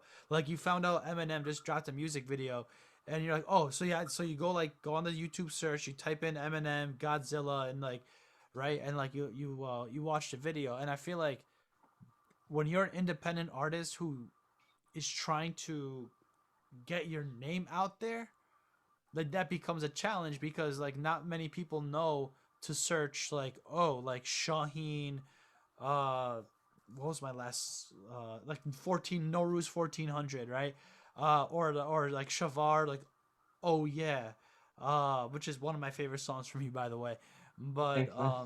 yeah, so but so like that's like a struggle I found with YouTube, but like what do you think about that? Do you use it a lot in as like a consumer? Um, Sometimes, yeah, I would say so. 'Cause I'm like a YouTube head. Like, I love YouTube. I go to bed watching YouTube kind of thing. You know what I mean? Like every night I put on like something, pass out to it. Um, but then I find like I don't even have to do all that. To be honest, I'll go on the app and then like usually if like Eminem drops a music video, I see it on my homepage, right? I think that might be because I'm using it a lot though. Because like I'll watch hip hop podcasts and documentaries and stuff like that, and the making of and all that shit. I'll watch like the Brilliant Idiots podcast, Joe Rogan podcast. Yeah, I mean, like I kind of just go through it. My recommended is always on fucking point. Um, so just being a part of that and like seeing um, how things are getting recommended to me, that's Yeah, kind of the like what's forming my approach. I see what you're saying, but I feel like that applies if you're not like on YouTube as much as you're on Instagram. I mean, because like YouTube it's trying to be just as addicting as Instagram, right? They have their fucking story posts Yeah. that disappear in 24 hours. They have like regular posts that fucking that you can write stuff in and shit like that and talk to your fans. Um, so I feel like if you're privy to that stuff and interested in that stuff, then you see the stuff that's recommended to you. But with that said, I feel like Instagram is more accessible. You have to search things less often on Instagram than you do on YouTube. Mm. So I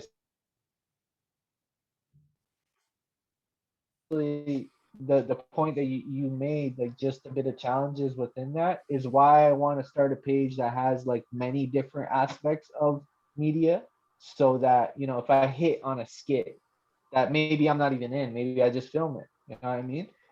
If that skit hits and people want to see what's on the rest of that channel, they subscribe and stuff like that, then my music is hitting too, right? Um, so yeah, yeah, I've always been bad at YouTube, man. But now it's the Yeah. first time where I've actually felt confident about being on it. Because I was on YouTube before it was called YouTube. It was called Yeah. google.video.com. Google videos. Google.video. Yeah. I remember those days. Yeah. Yeah. Yeah. Yeah. Right? Yeah. Thank God those videos are gone. This shit was embarrassing. But Yeah. Are they ever uh, truly really gone though, or are they in the cloud somewhere? I searched, man. Like part of part of me wants to like get the dose of nostalgia. Part of me wants to make sure it's gone. Um, but yeah, I've searched a lot, but it's probably in the cloud, just hidden off somewhere. Nothing is ever deleted, man. Hopefully lost forever. If it's not deleted, I'm okay with it being lost inside, like underneath the ocean. Like just leave it there. Dude, I just did like a quick Google search of like embarrassing videos I may have uploaded like in 2006, 2007, and I'm not seeing it, so that's a good thing. But uh, yeah, Okay, sorry. um, that's all good. Yeah, Well, I really enjoyed this podcast. We've touched up on a lot of different areas that I didn't see it going, but was regardless very entertaining. So thank you. Don't worry, Shaheen. Your dream of selling your socks one day, that can come true. yes, just, yes. just wear them. Wear them long enough. I'll like never take it off for like a year, and then like just sell it as an NFC. I'm not gonna Oh lie. shit. I'm not gonna lie. If you actually documented like the daily journey of never taking off the sock and then put it up on some shit, I guarantee Yeah, you. he's Dude, right. I remember when I was in high school, there was a kid who every single day from the first day Oh of god. freshman year of high school, from like up No. until the day we graduated, he wore like a Halo hoodie. Yep. And like it's the same exact Halo hoodie of like Master Chief, zipped all the way up. Like, and like I don't mean to like, I hope he doesn't watch this, but like like kid, Not like, putting his name out there. yeah, Yo, I'm not gonna man. put his name out there, but he had like greasy ass hair. Maybe he would Oh shower shit. once every other week or some shit like that, and like I felt bad because he kind of rolled with like the weeaboo crew in school, and but I'm Yeah. like, but like I remember like like so when he talked about like that kid, if he like if he had a platform, and then like you said, like he documented that journey and like he Yeah, that sold Halo that hoodie. sweatshirt would be worth so much right now. It would just Hey, be bro. just Facts. unreal. Facts, bro. Facts. And Unwashed and Master hey, Chief sweater. Master Oh, Chief is the goat. Oh So god. dude, and so I'm I'm also okay talking with it. about like set like there'd be days where it's like 80 degrees out, and he'd be wearing that hoodie. Yeah, Like no regardless of the joke. weather, every day. Didn't matter. Poor dude, man. No, I Oh know, I man. know, I know guys like that. I'm not gonna lie. And I think back to fucking elementary school, there's definitely a couple cats like that. I got Well, along with everyone. I didn't wear something every day, but I do know as far as heat is concerned, being the back then I wasn't always into my hip hop gear. I was being like Mr. Flashy Persian. I would wear like it's hot. It gets hot here in California summers. I remember in high school just to look good. I'd have this leather jacket. I was wearing it in 110-degree weather. Jeez. The stupid shit that you will do It's just to very look Persian of you. good. I expected you to wear One of like the few things. I would imagine like Farnoosh with like a big like a black V-neck like that goes like down to here and Yeah, I'm very fucking Persian. I always wear a black V-neck like this with this yeah. big ass fucking Shaheen necklace. The With the Farva hair and everything. yeah. That's a very Iranian like LA thing to do. And apparently he's Thing pretty was big giant, bro. It was like this. It was Yeah, crazy, I bro. look back at was. some of the shit that I was doing back then. I'm like, what the fuck was I doing? Like, We've all been there. We've I all had been there, spiked bro. hair. I had spiked hair. You were one of Like the just spiked like hair dudes? spiked hair, dude. Dude, you were But I kept one it of the gangster. spiked hair Persians? Yeah, bro. For like 2 years. Dude, Weapon like made a song, like a verse, like making fun of like those kind of dudes. Like it's hilarious. Nah, but like I didn't dress like it. I dressed hood, but had spiked hair. no, there are people who did the spiked hair thing wasn't like the only attribute to those people. They had like a whole look. It was like And an they're Ed Hardy. and like yeah. Besides, like I mean, there were people who had little spikes because it was still fashionable to have a certain hairstyle. These guys, when we're talking about those spike hair guys, like the spike would be like 5 inches into the air long, looking like it'd be going back like Sonic the Hedgehog shit, you know? Talking Yeah, dude, like they be wearing Holly like and D. Pauly D, yeah. But it was like yeah. And Hardy. Yeah. It was like tight black Ed Hardy shirts, like the skinny jeans. They were big into skinny jeans, right? I mean, that era is a whole different era than my area, thank God. But I mean, some of them look back on what we were doing and be like, what were you doing? But like, yeah, no, because our like again, given my age, our like pants were the size of like parachutes. Like, Yeah. so like you went from like this big to like this skinny. But yeah, that's fashion for you. For sure, man. Um Yo, what are y'all working on right now? What's going on with the music? with the You music just with turned the me. table. He's interviewing us now. Yeah, Oh yo, shit! I'm turning it Wow, around. wow. We're the Well, podcast. damn, wow. Okay, no, fair. So I dropped a single a few weeks ago called No Ruse 1400. I basically do one every year. So next year I'm dropping No Ruse 1401.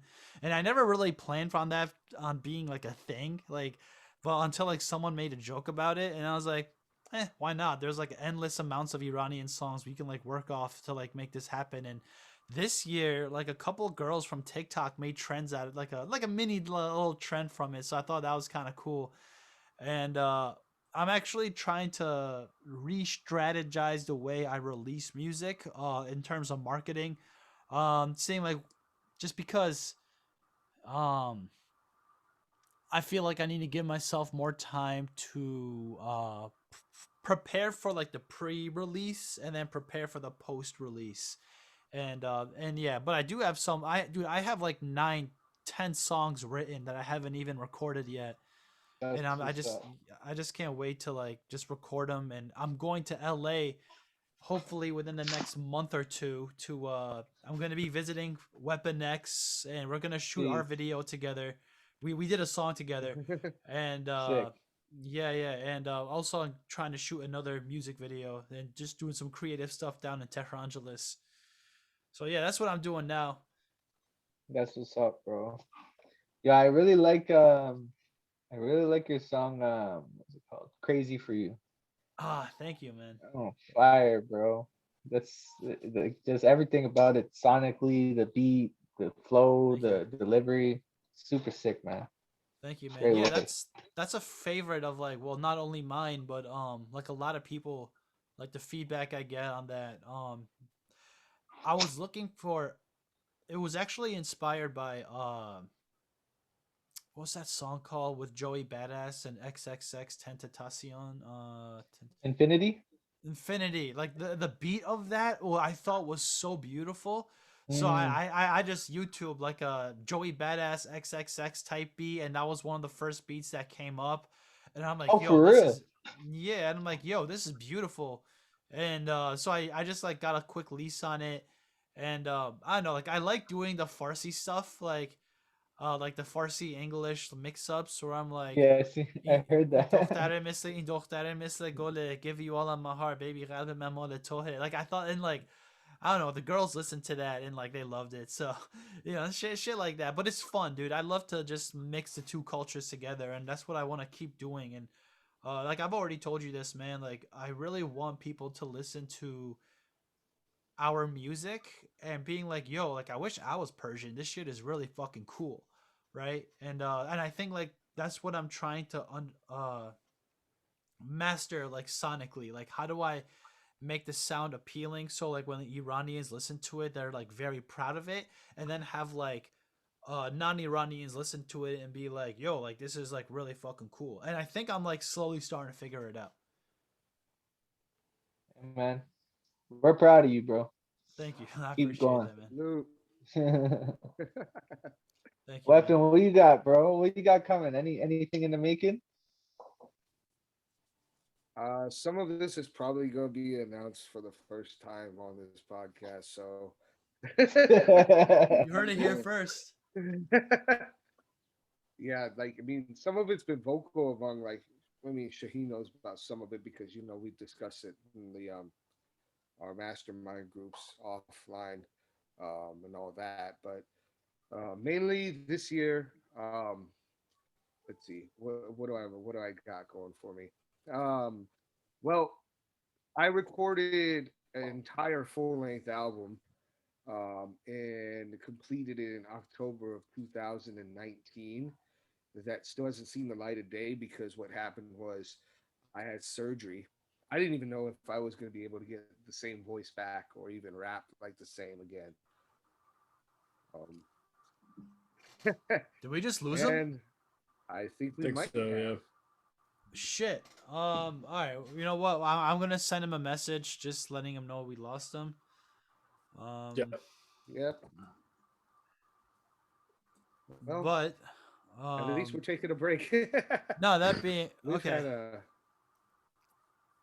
we've That had a pretty interesting conversation here today. So you definitely, know, definitely. maybe his We'll phone needed a break. for sure, man. I'll either edit this out or we can just include this in the podcast.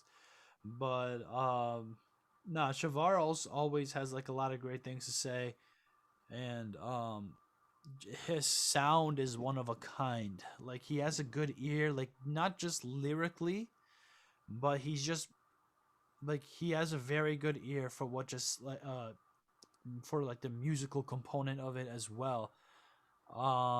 So like that's why if you ever listen to his music after this podcast, I don't know, like I listened to this album he made called Focus and I thought it was like holy shit. Because like the rhymes were there, the lyrics were there, the flow, everything was there, and it was just so well packaged. And I thought like what made it so interesting was like the way he engineered it. Um, like I think like I don't know, like, I was just like very impressed. Plus his videography skills are like off the fucking charts. Um, Yeah, no, I watched his videos. His videos are definitely quality work. So Definitely, man. Like it's stuff I can learn from for sure. Uh, but yeah, it looks like we lost him. I did send him a message, but yeah. So that being said, I weapon. I do want you to finish your thought on. Well, not finish, but continue your thoughts on what you were saying about your own stuff. You say okay, you had an well, album coming out late 2019. I completed an album late 2019. Basically, I had my surgery, throat, nose, whole number. I think I've mentioned this on podcasts before, so I'm going to keep that short. But I really didn't know what the future of my rapping was going to be afterwards. I had no idea. It took me a while to get my voice and everything back to where I wanted it to be, where I felt like it'd be cool to rap again, that people would actually want to hear my shit. Now I'm just getting this stuff from the engineer. The album's called "The Side Effect of Hunger," and literally, I've compiled pretty much what I need for it. So I'm having that prepped. Oh, there we There go. we got him back. Yeah, I was just telling the guys the album from 2019 that I recorded called "The Side Effect of Hunger." Basically, going ahead. Oh, he's trying to say something. I can't. We can't get the audio though. Yeah, brother, we can't hear ya. I don't know if you can hear us, but we can't hear you. Yeah. No, not coming in. I think he froze again now too. Yeah. Yeah, there we He'll go. figure it out.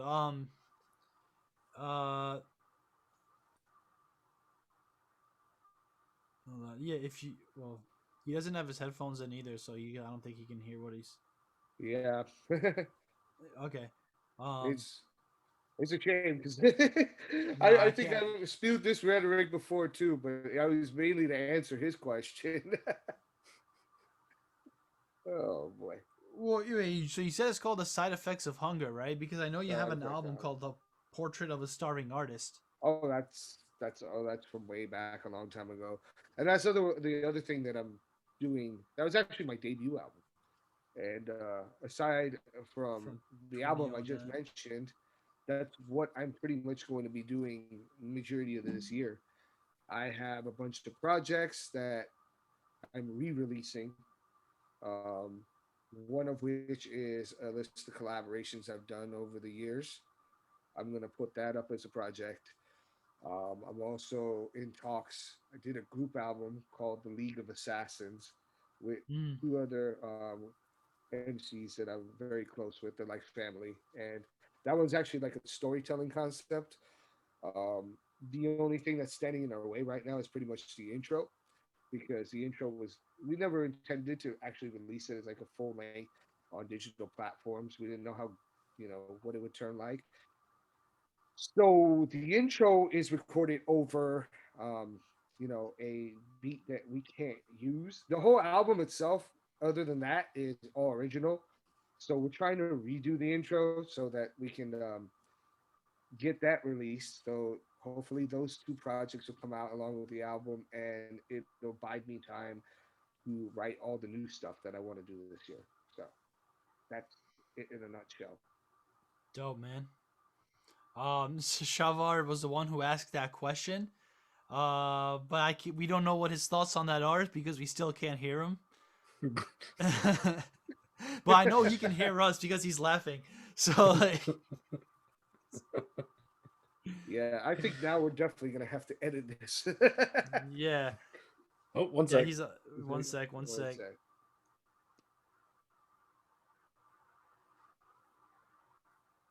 Yeah. Oh, he's gone again. And there he goes. Yeah, he's probably gonna try calling back in. Yeah. I think I have a feeling what happened. That was my best estimate of it all. I think that what happened was because I think that from the size of the screen, it looks like he was going on his computer and he didn't Yeah. have Yeah. whatever was Completely set up different yet. angle.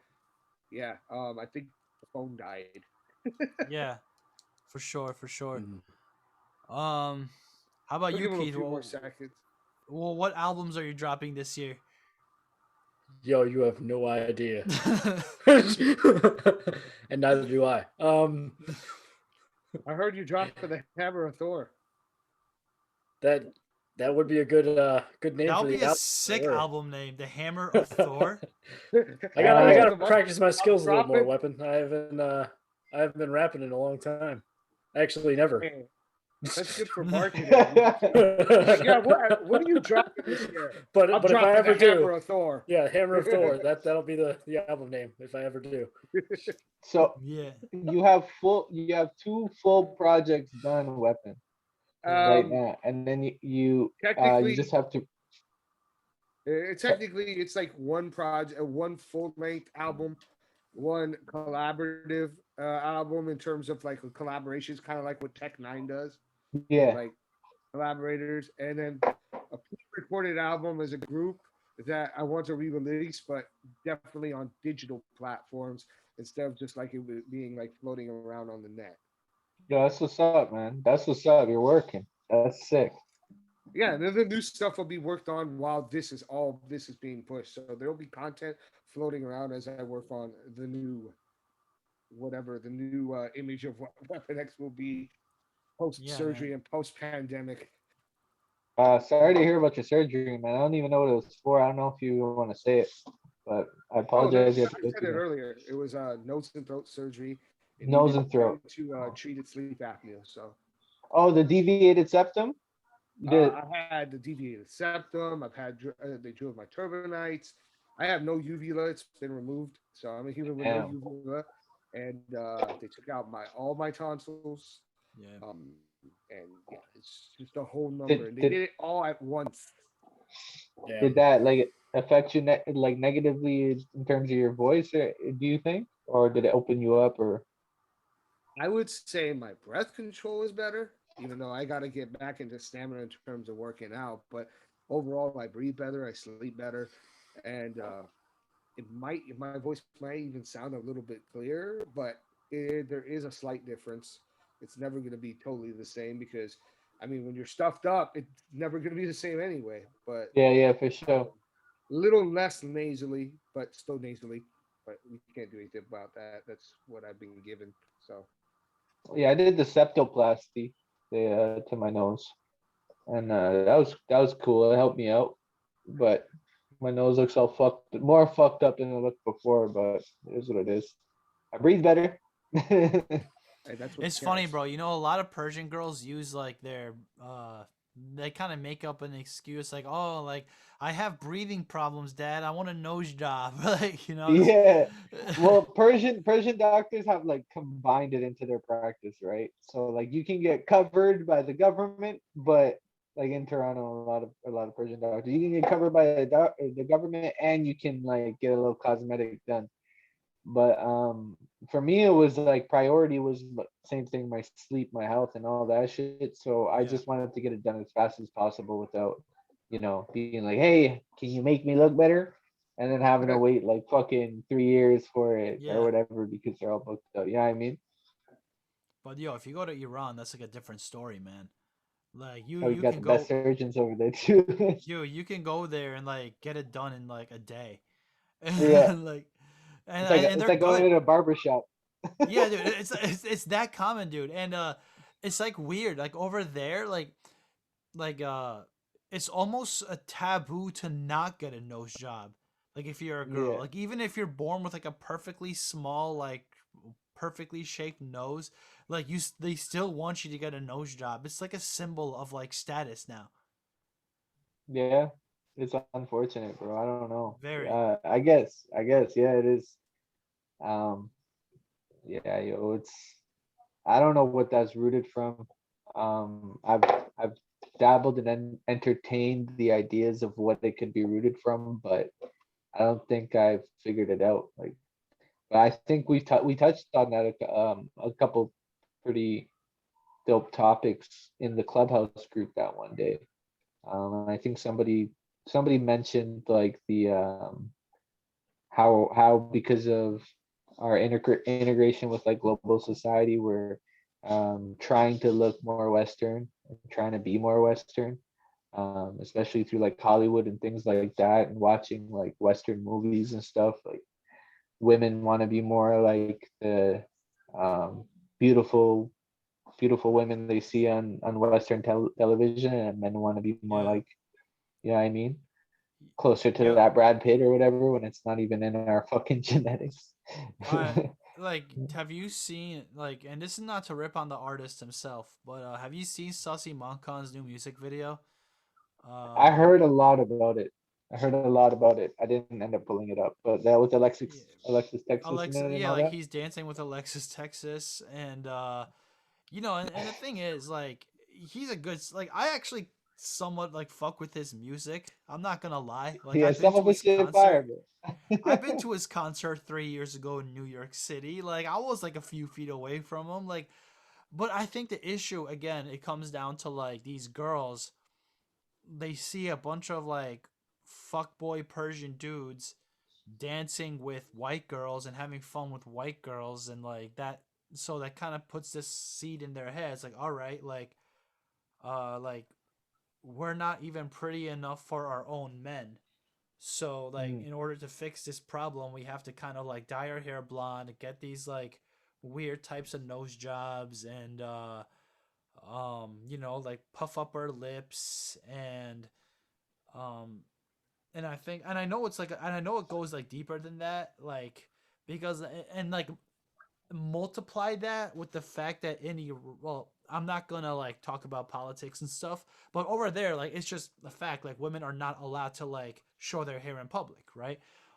So I think when, because of that, it sort of amplifies them, and it incentivizes them to even do more things to their face, because it's the only thing they can like express, right? So it's sort of, I don't know. There's a lot of layers to it, but that's just like my Yeah, two man. cents. For me as well, it's like do whatever makes you feel good, right? Like Yeah, if it makes you feel good to get a nose job and look at yourself in the mirror and not have a nose that does this shit, like do it up. Yeah, I mean, but at the same time, like I wish I could collectively say to like our entire Iranian community that like our women are fucking beautiful. Like I see just naturally too, like I hear it a lot from people, I guess it's because I'm Iranian, but people who aren't Persian, like the whole exoticism thing, I guess you could say, where they're like, oh, you're Persian women. Like Iranian women are so beautiful, man. Like, why don't you get yourself an Iranian wife? All that shit. But yeah, I don't think we need all that shit as a collectively, but like on the individual level, I'm sure like some people face bullying and all this crazy shit as well. That's not, right. it's not just specific to like social conditioning, but also it could be boiled down to like individual experiences as well. um so it's But yeah. yeah, but can you argue that those individual experiences stem from social conditions? So, for example, like if you're like the one brown girl in school, and like Mm. all these other white girls see you, and like obviously you look different from them. You know what I mean? So like, like even though it's like on an individual level, like it's because it's her personal experience, but what she experienced, you could argue, stems from a greater social problem Yeah, that we have yeah, as a yeah, society. Yeah, absolutely. No, yeah. you're right, bro. 100%. Just yeah, just my opinion.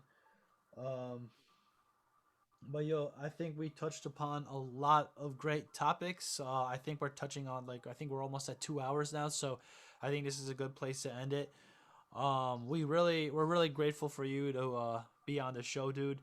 Like I said, man, you do inspire me as an artist. Like you're one of the very few local artists I listen to that I'm like, yo, like I want to go create more. You know what I mean? Like, cause I can just tell, like when you do what you do, like I can tell you're in this type of flow, and it makes me really want to get into that state.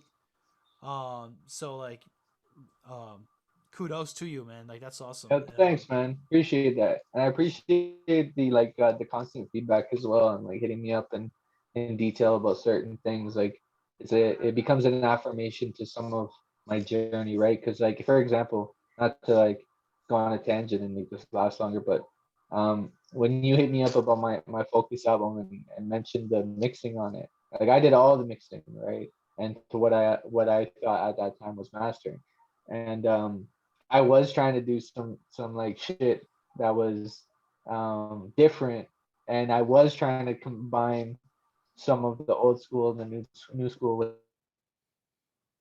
the mixing process, right? So when you hit me and literally said that, like it's got a sound of its own, a little bit of the past and the present, I think is what you said. Like that to me is like, it means so much to me because it's like an affirmation of what I was trying to do in that process. So I appreciate it, bro. Real shit. You see, bro, like, and no, like what we call today, like mumble rappers, like the same gimmicky, types of deliveries, and I'm only like throwing the word mumble rapper just because, like, like when I say mumble rapper, you know what I'm talking about. So, but like some people, like when they criticize these mumble rappers, they say things like, um, when people defend the mumble rap from critics, they're like, "Oh, well, this is just music evolving." I don't see it that way. I don't think it's evolving. Like when I listen to that kind of stuff. Like for example, like if we're talking like the early 2010s, like what I view as like evolving was like Slaughterhouse, right? Or nowadays like rappers like Locksmith, who like sound who take like the old and they make it, and the flow gets even more complicated and complex and stuff. Or like when I listened to your stuff today in the car and the other day, I'm like, this is like what evolution of hip hop should be. Like this is evolution of hip hop. This is like completely new.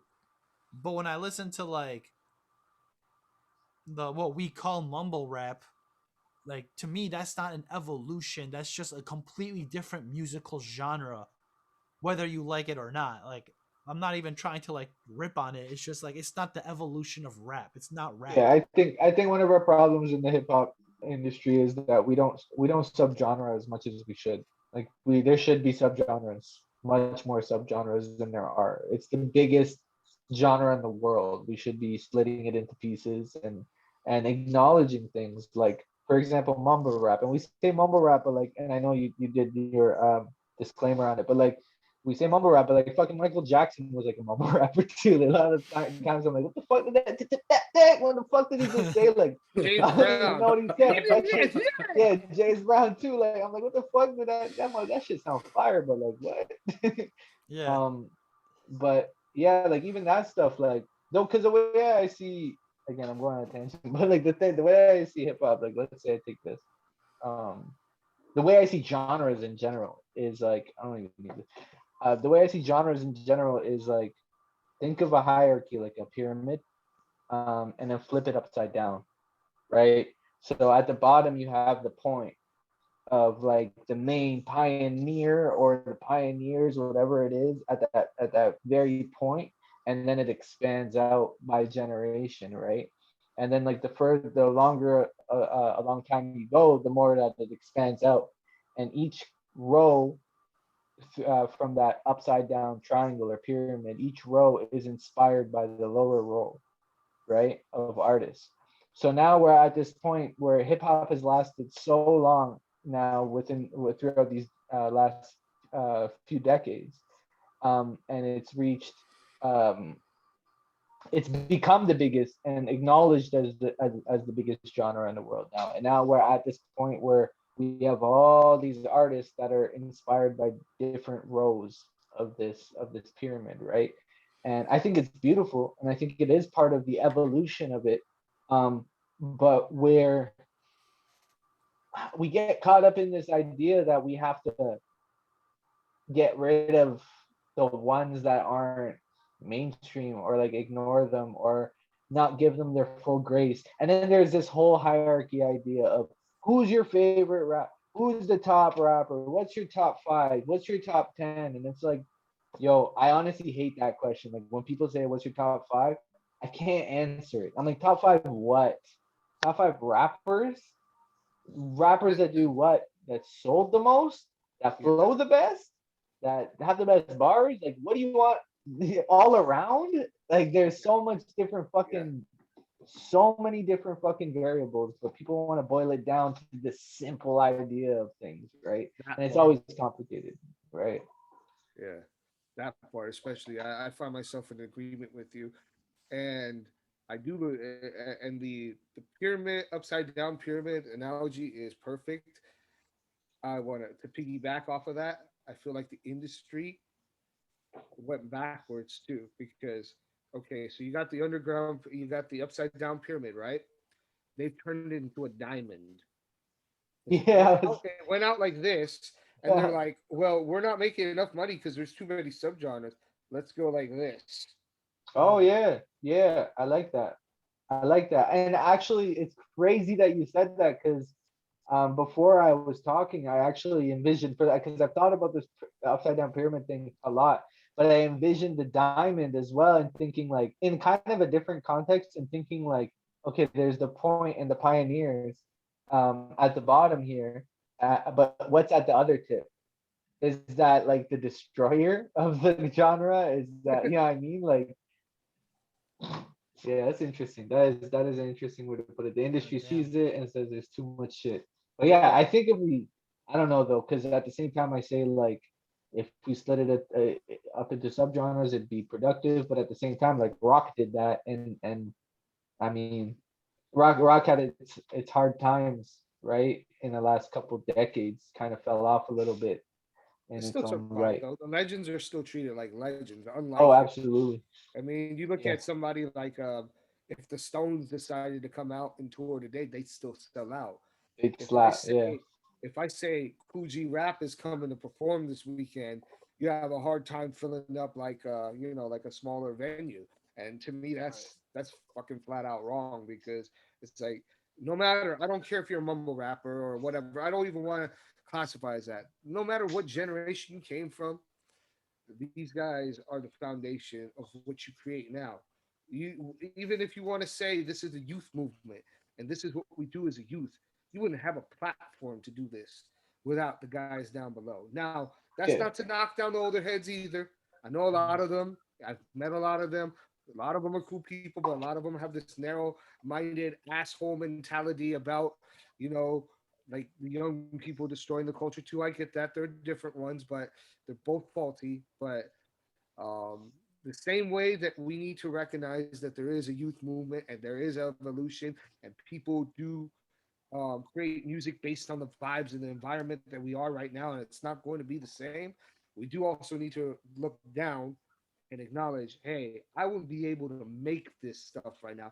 You think like a Yachty would have a platform to create what he creates right now, or the baby, if 20 years ago, 30 years ago, there wasn't a Cool G rap or there wasn't a Mm. rock Yeah, yeah. band or Oh, for whatever? sure. For Yeah, sure. And like that's where I like give artists like Lil Baby, for example, a lot of credit because like he does the kind of vibey music that's not raw in hip hop in its essence, right? But at the same time, if you listen to him in his interview with Joe Budden, he goes, I haven't even studied hip hop yet.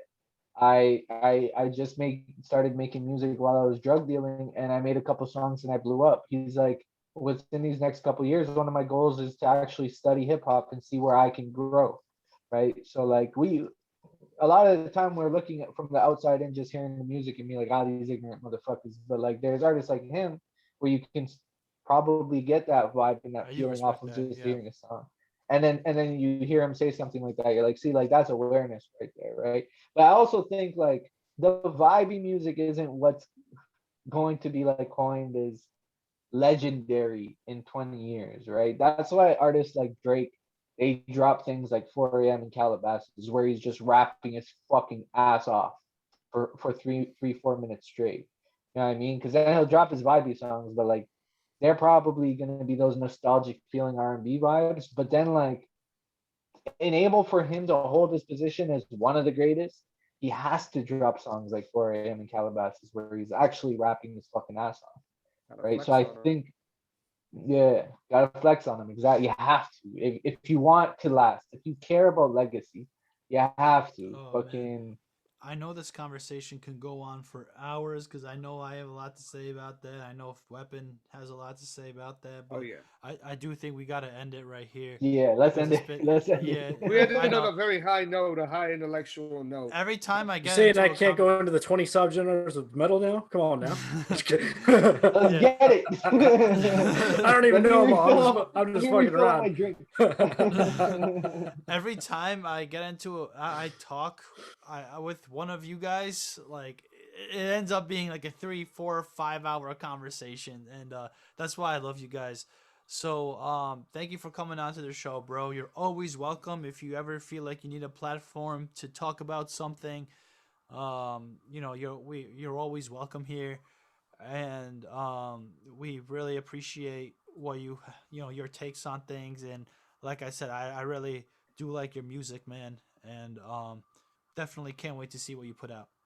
You've That's what's officially up, earned man. your crown on this show. Your Shaws and Kings crown. You've Ah, Yes. joined you've joined the alumni. Hey. let's go. I'm Yes. excited. I'm excited to watch this back and hear the shit we talk. And y'all are awesome, man. The vibes are dope. I am so down to come back and just talk shit. You know what I mean? So let's We'll be get happy to it. have you Let's back. get Let's it. do it, man. Yeah. All With right, that, thank you. with that being said, to everyone who's still listening, thank you for listening to all of this. You guys are the real ones. We do this for you guys, and until next time, take care. All right.